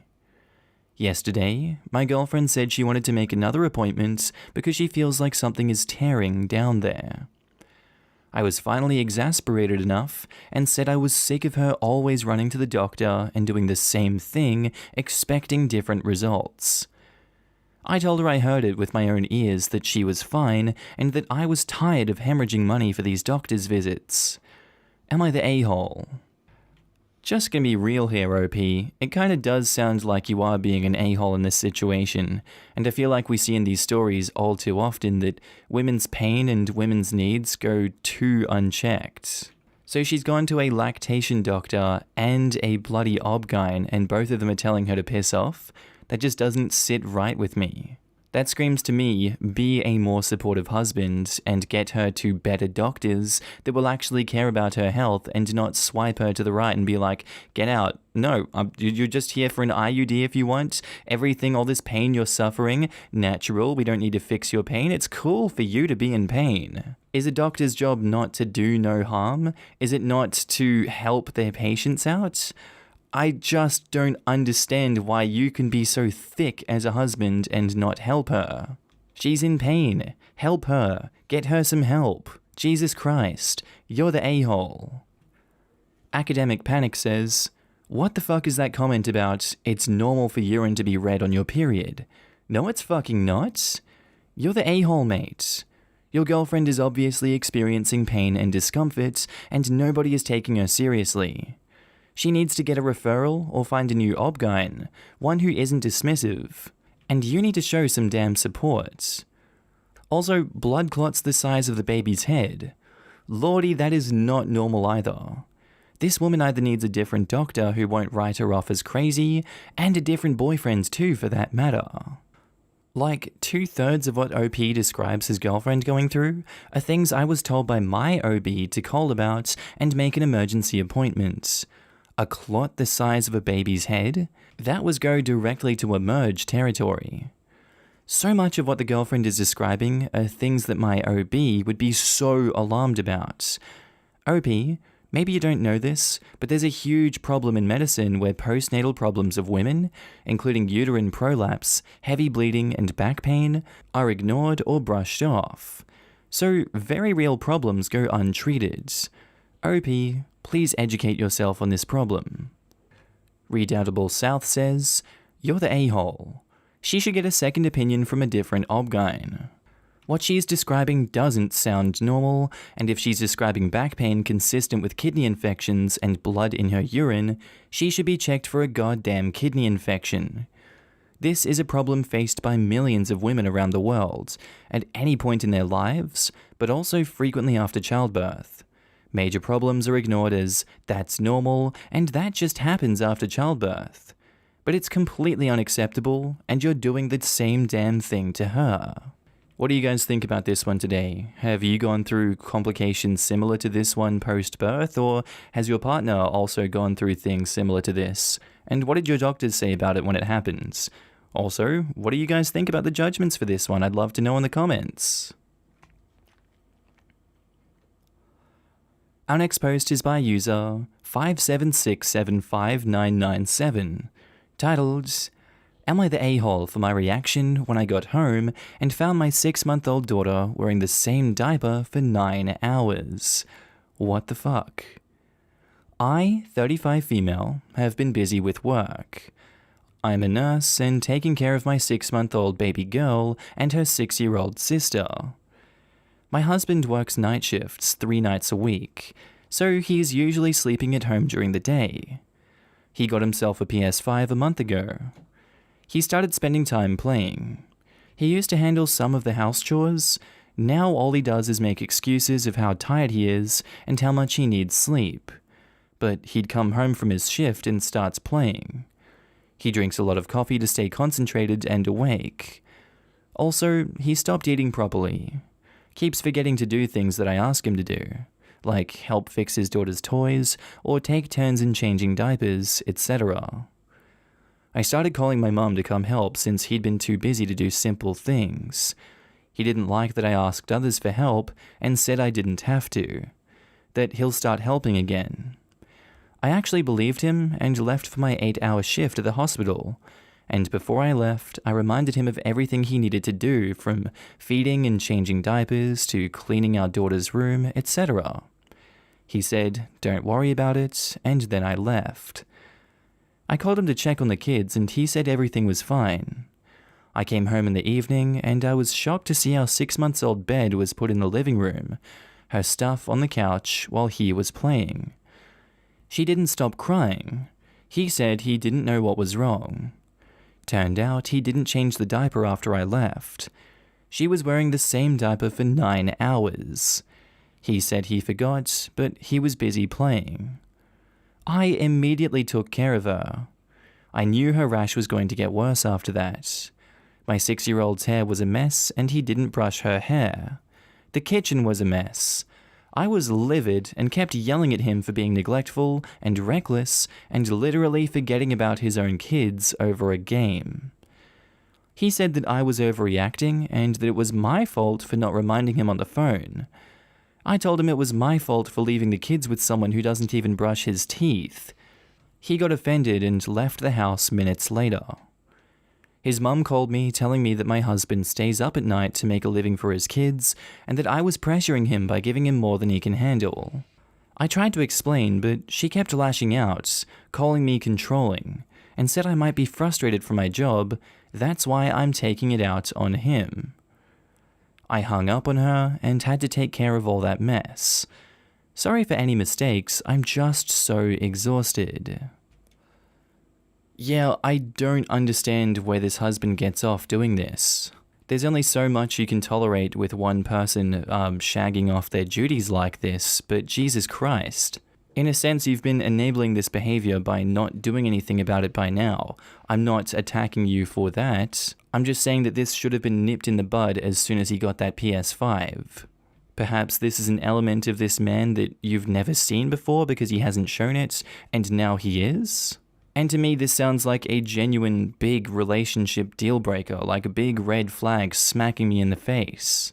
If he seriously is going to neglect his kids over a PS5, I would honestly second guess this relationship and if I wanted to stay in it, and I'm not sure you should. If he was fine before this, and this is just a depression slight, a mental illness slight, he's not doing too well right now, then yeah, give him a second chance, but if it's going to continue and get worse into the future, that's bad. For the current situation as it stands, I don't think you're the a-hole for your reaction to this. I would be pissed off as well, and I would have a massive argument. I'd send the kids to a family friend first, but then I'd go off on him. Not the a-hole. You're justified. Acceptable letter 331 says, "Not the a-hole. If my husband did this, him and his PS5 would be out the door." And OP replies, "You know what he told me? He says I don't get to tell him how much he earns and how much time he should spend playing since he purchased it with his own money. This annoyed me. Like he's shaming me for not contributing like it's an important thing. Again, he could talk until he's blue in the face. I don't give a fuck. If my husband let a child sit and piss for 8 hours, he would be hearing from my divorce lawyer. I'm sure the pictures of the rash left behind could be good evidence in court." Dr. Seuss' grandchild says, "Not the a-hole. Your husband isn't a competent father and is blaming you for it." Eternity 24601 says, "That's legal neglect, like thousands of dollars fine and possible jail time neglect. Not changing an infant's diapers for 9 hours. Either he needs to wake the F up, or you should take the kids and go, because I don't see that behavior changing anytime soon. And on top of the diaper, did he even feed the baby? If he couldn't be bothered to change the diaper, did he bother to take the time to feed her? I mean, the diaper you can tell, but you can't tell if she ate since she was already crying anyway. OP needs to get the hell out. If a grown man can't be trusted to not neglect and abuse a baby and a child, his own kids even, then he's not husband material. He's divorce and terminated parental rights material.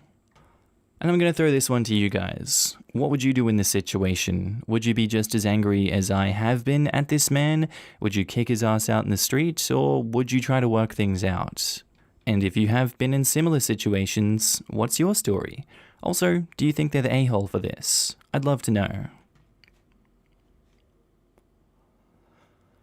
Our next post is by user Audi Supreme, titled, "Would I be the a-hole for returning my husband's Christmas present after he snooped, opened, and started using it?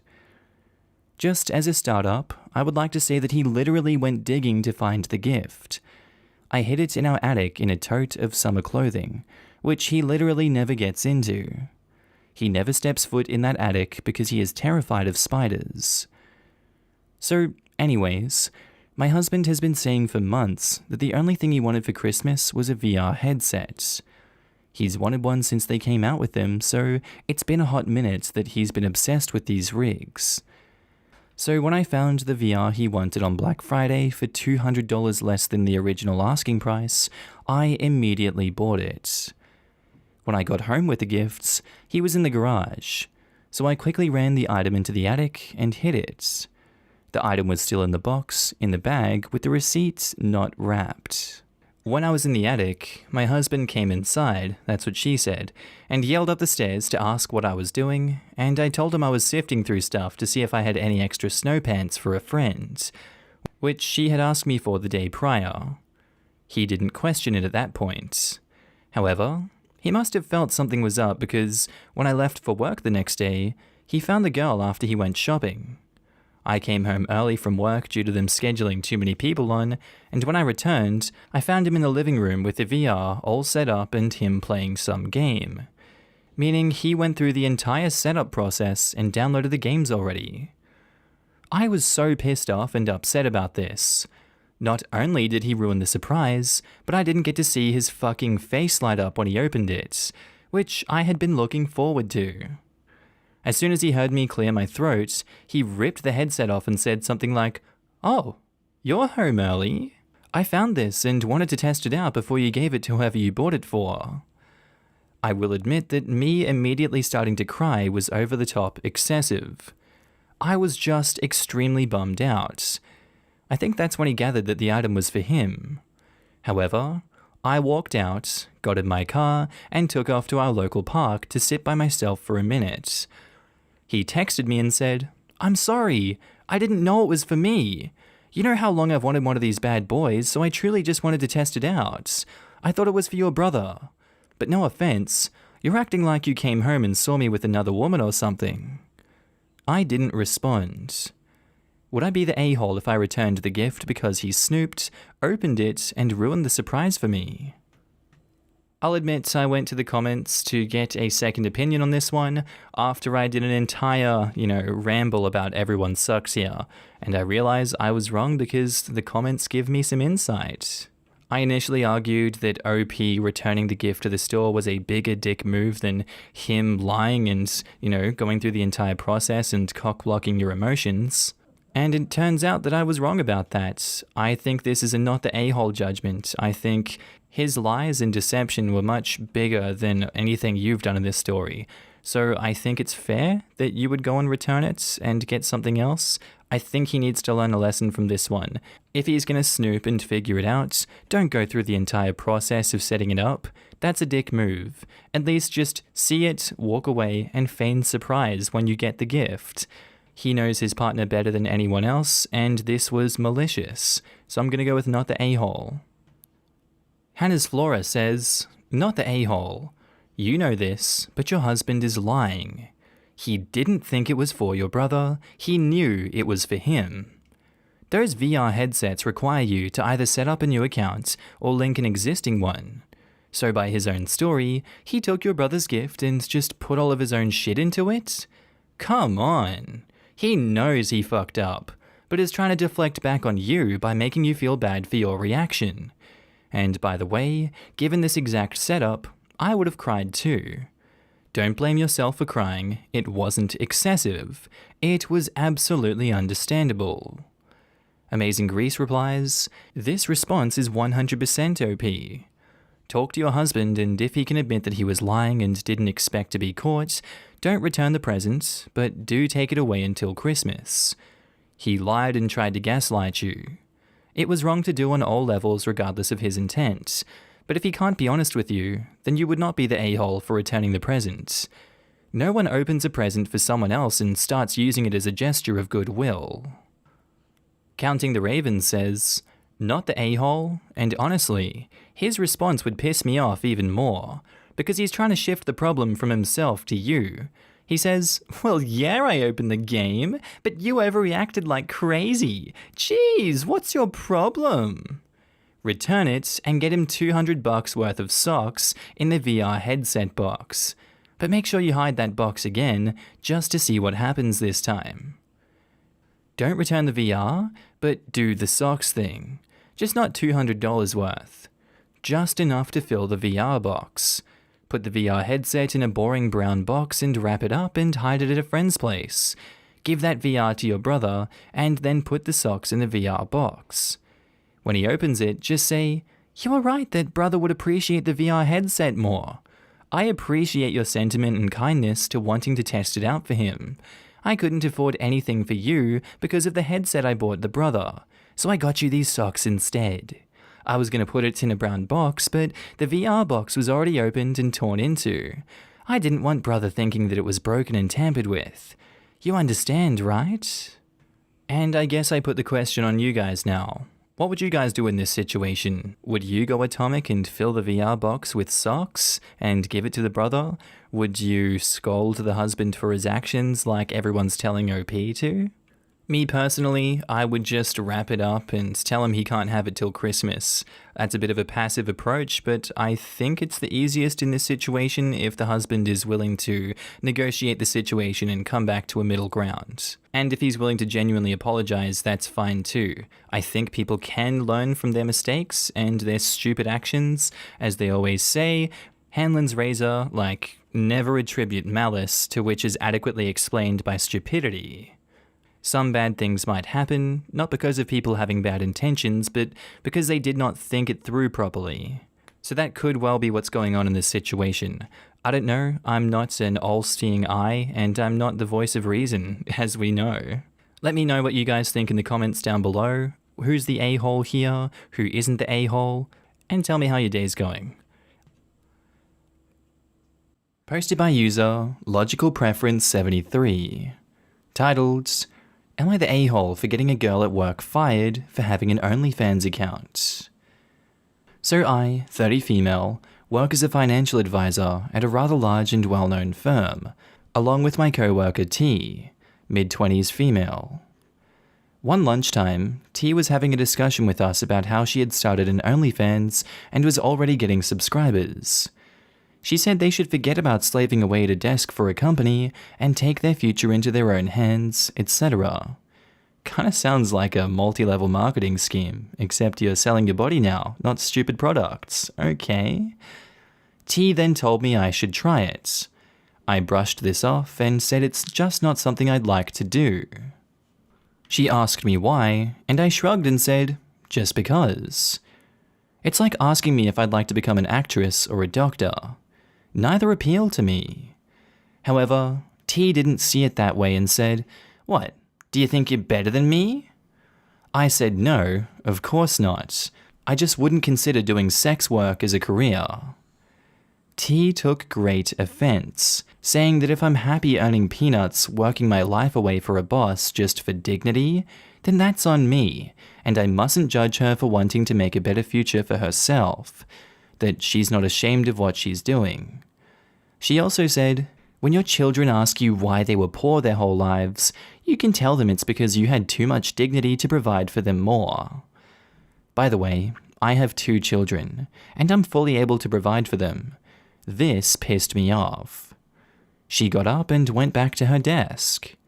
At this point, one of my other colleagues, in a much higher managerial position, had overheard her and asked me what had happened. So I told her. After all, T's words were she wasn't ashamed of what she was doing. She seemed very open about it. My colleague said nothing and we went back to work. I thought nothing more of it, though I was irritated by T's comments about my children and financial status. I put most of my earnings into my home, family, and investments. I drive a pretty standard-looking vehicle, and my dress sense is rather plain, I guess.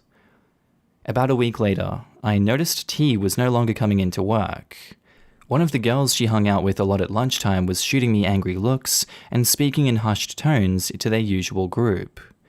When I sat down, the girl turned to me and said, "Are you pleased with yourself?" I asked why, and she said, "We all know you told the boss about T's OnlyFans account to get her fired." I was taken aback, then remembered mentioning it to my colleague that day. I went to her office to ask what had happened. She told me that she had decided to investigate T's social media, which listed our company as her workplace on her profile. Her IG was full of risque photos to push her OnlyFans. As her IG and Facebook profiles were easily connected, my colleague said it was openly moonlighting in a way that did not reflect well on the company, and reported it. T was called into a meeting, which ended in her being dismissed. I now feel responsible for T losing her job. Her friends have branded me an asshole, telling everyone I'm a jealous bitch, a slut-shamer, etc. My colleague told me T had it coming and I must not feel bad. Reddit? Am I the asshole? I don't think so in this situation. I feel like T had it coming for herself when, I don't know, she decided to fling mud at everyone that didn't agree with her and didn't want to be a sex worker. It's all well and dandy to be a sex worker. It's all well and dandy to respect people that are sex workers. But when someone doesn't want to be a sex worker, you don't then shame them and attack them for not wanting to be it, and then shame and attack them and their children and their, role as a mother. T was really reaching for insults there, and she went for the personal jab, which is just not acceptable, especially in a workplace environment. As far as the Instagram and Facebook profile, that's on her. She could have put herself as an alias and not connected herself to her real identity, as a lot of people do. That seems to be the crux of the issue here, and as a result, she was dismissed. To me, that's neither here nor there. I feel like that's a her issue. It doesn't really play into the fact of is she an a-hole or not. I just wanted to talk about it. Ultimately, I don't think it's OP's fault here. OP was just trying to damage control in this situation, and it ended up in T losing her job. That's unfortunate, but that's the way of the world. Not the a-hole OP. G3 Neric says, "Not the a-hole. I'm pro-sex worker, but young people especially need to A. Understand how their social media presence represents their company, therefore what implications that can have, and B. She shouldn't be talking about her OnlyFans at work. It's unprofessional and not appropriate conversation. She was extra rude to you. The conversation was overheard and it's her own problem. I would be reporting the other girls for bullying too. This isn't high school. It's a professional place of employment. Grow up or get out." The Stank Police replies, "I worked for a tech company that employed a somewhat popular streamer. One time while streaming, this person got a donation that praised the streamer for helping the donator through a suicidal rough patch. Said streamer went on this horrible rant in return. It went viral fairly quickly. Streamer displayed tech company affiliation all over their social media bios, so it quickly got back to the tech company. It was the final straw in a bunch of recent incidents, and the employee was voluntold to resign. Streamer could literally not grasp the concept that their actions reflected poorly on the company. I specifically remember the phrase, 'My thoughts don't represent the company. Why can't company understand that?' Kel Everything's 19 says, Not the a-hole. She got herself fired, plain and simple. Linking her social media accounts to the company also means she would have been found out sooner or later anyway. Such a colossally stupid thing to do. I don't see a person with such poor judgment and that little common sense advancing very far in their career. Well, luckily, it seems like she has a backup that pays much better. And I want to pass this one on to you guys in the comments now. What do you think of this situation? Do you think it was fair and just that OP, was attacked by these people? And do you think it was fair that she got fired for her OnlyFans account, affiliation to the company, and everything she did to get herself fired previous to that? Have you guys been in similar situations to this? Let me know in the comments down below. Our next post is by user Sweet Sticky Throwaway, titled, "Am I the a-hole for convincing my girlfriend not to wear a white dress on our wedding day?" So, me, 32 male, and my soon-to-be wife, 23 female, are planning to get married in a few months. I come from a very religious household with strong Christian beliefs, and one of the traditions in my family is if the woman getting married isn't still a virgin, they shouldn't wear a white dress on their wedding day. My family knows my soon-to-be wife wasn't a virgin when I met her, because my mum asked me when I started dating her if she was pure. And I was honest and told her she had boyfriends before she met me. My wife was really upset when I asked her if she could wear a colored dress on our wedding day, but she agreed, so we're looking at getting a glittery blue dress instead. Now she's saying she won't marry me because she's too humiliated by the whole situation, but I really don't see how it's a big deal. Am I the a-hole? I'm sorry, OP, were you bludgeoned upon the head as a child by this family of yours? Why the fuck are you pandering to this stupid archaic view that your family holds? No one else cares but you and your mother and perhaps a select few people. And you're letting their judgment destroy this beautiful relationship you have with your wife? I don't even see how this is a situation that the internet needs to know about. This is between you and your wife. If you have to ask the internet if your wife's being upset was, unfounded, unjust, and the fact that she's too humiliated by the whole situation and won't marry you, just for affirmation of your views, you are really stupid. How is it not a common sense thing for you in this situation to be like, this is shaming my wife, not wearing a white dress on her wedding day. Everyone wears a white dress on their wedding day. It's her choice, she wants to wear it. It's not her choosing to not wear a white dress. You're banning her from wearing a white dress and shaming her if she doesn't. You are categorically a bad person, OP. Get over yourself. You're the a-hole. Now in the comments, Acceptable Letter 331 says, "You're the a-hole. For a dude marrying a girl nearly a decade younger, you sure are worried about what mummy thinks." Quote, "So me and my wife are planning to get married in a few months. I assume you mean fiancé. Quote, I come from a very religious household with strong Christian beliefs, and one of the traditions in the family is if the woman getting married isn't still a virgin, they shouldn't wear a white wedding dress on their wedding day. This is not a Christian tradition, nor is it a modern tradition. There is no Christian color for virginity in marriage or anything else. Biblically, unmarried or virgin women wore multicolored robes. Read the story of how Tamar ripped hers to shreds after being raped. Until the early 20th century, blue was the traditional color of purity, and weddings were generally held with people wearing whatever their best clothes were. White became en vogue because of Queen Victoria's white gown. The idea of a white wedding was and is a marketing ploy to get people to buy a piece of clothing for one day. Now, white denotes wedding or first marriage. If you want to herald your fiancé's sexual history, should we assume you're wearing a white tuxedo to prove your own purity? And the family knows the wife wasn't a virgin part. This is sick. And I can't believe your girlfriend stayed with you after this. 1. None of mum's business.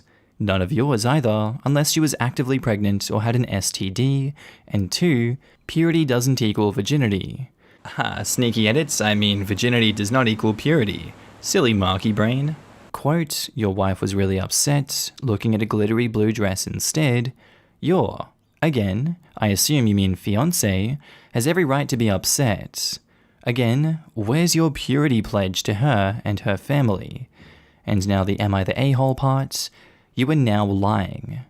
If it wasn't a big deal, you wouldn't have snitched to your mother, and you wouldn't have tried to make your fiancé wear a prom dress to her own wedding. Hopefully she sees this for the red flag it is, and leaves. Nanny Live says, "You're the a-hole. I'm a 65-year-old Christian grandmother, and that is an unkind, judgmental, and controlling thing for you to do. Truly, it is spirit-crushing to hear when people pretend that this kind of finger-pointing idea is of Christian in nature. He makes all things new. If you want to love and honor her as your wife, ask her forgiveness and God's for being unkind, and encourage her to choose whatever dress she wants." And I guess I'll throw it to you guys. What do you think of this entire situation? Would you just dump this guy and leave his ass for treating you unkindly? Because I sure know that I bloody would.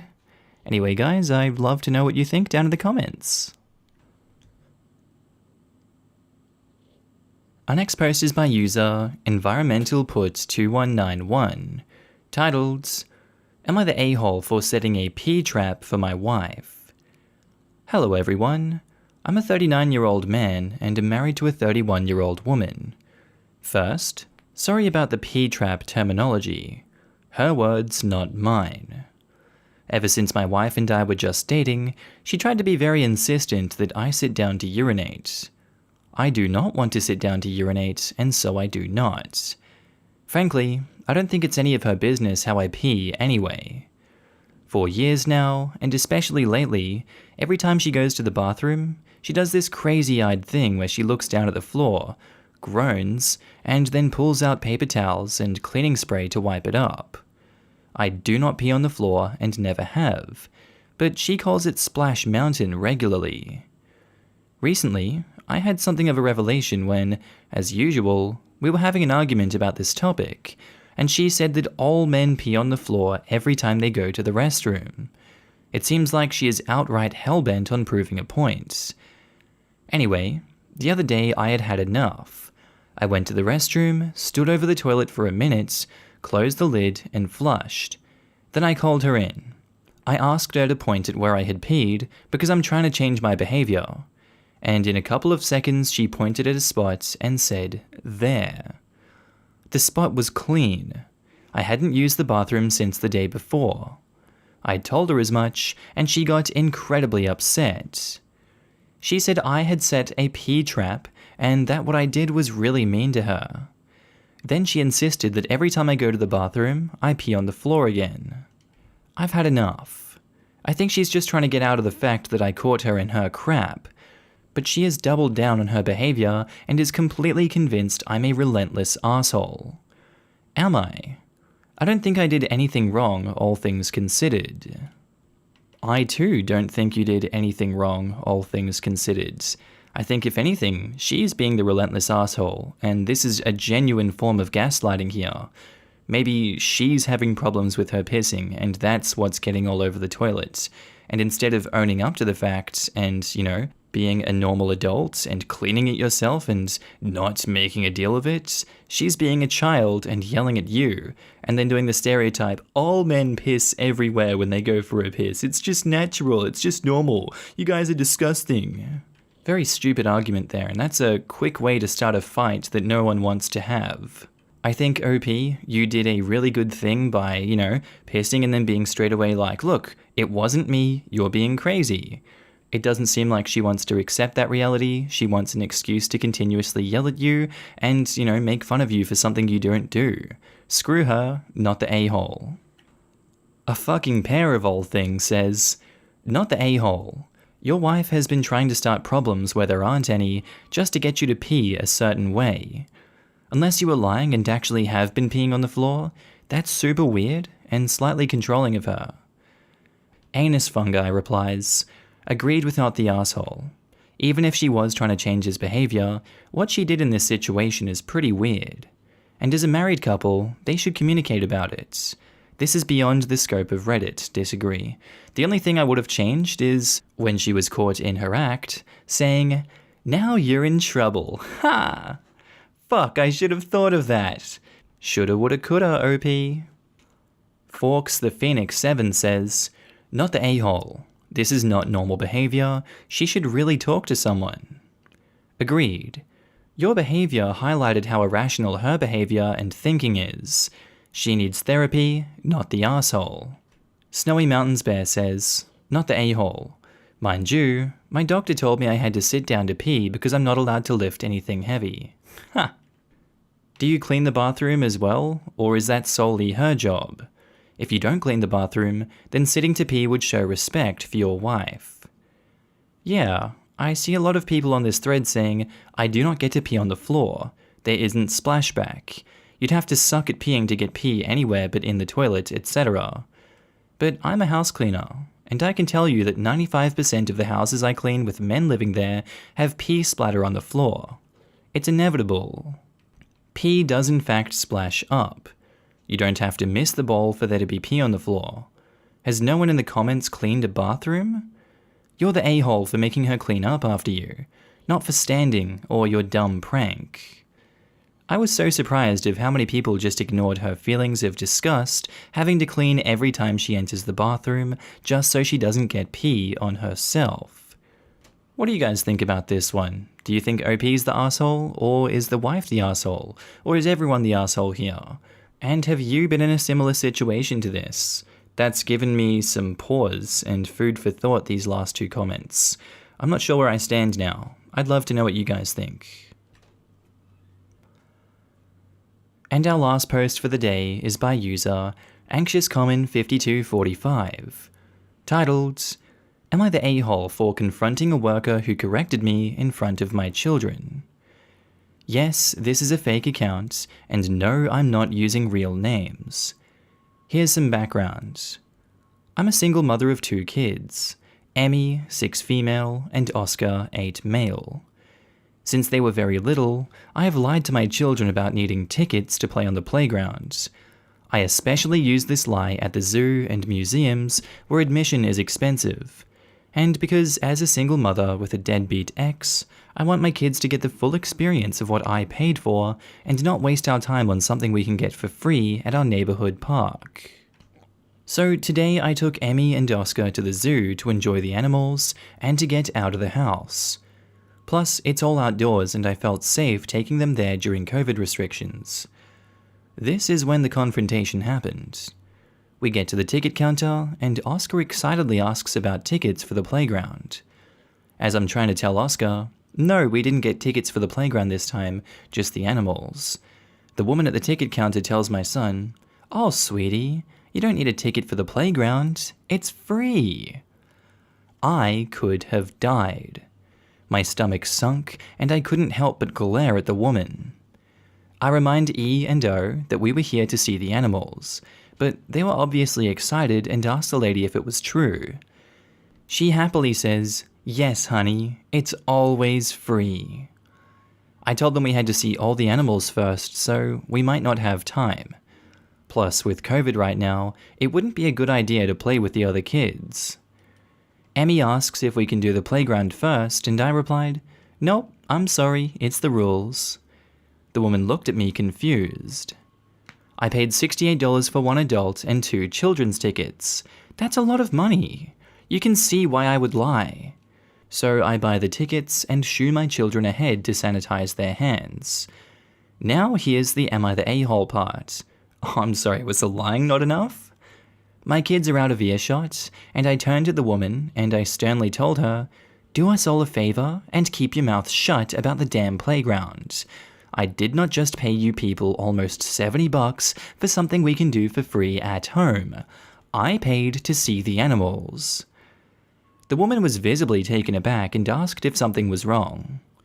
I told her it's fairly obvious that I was trying to avoid the playground.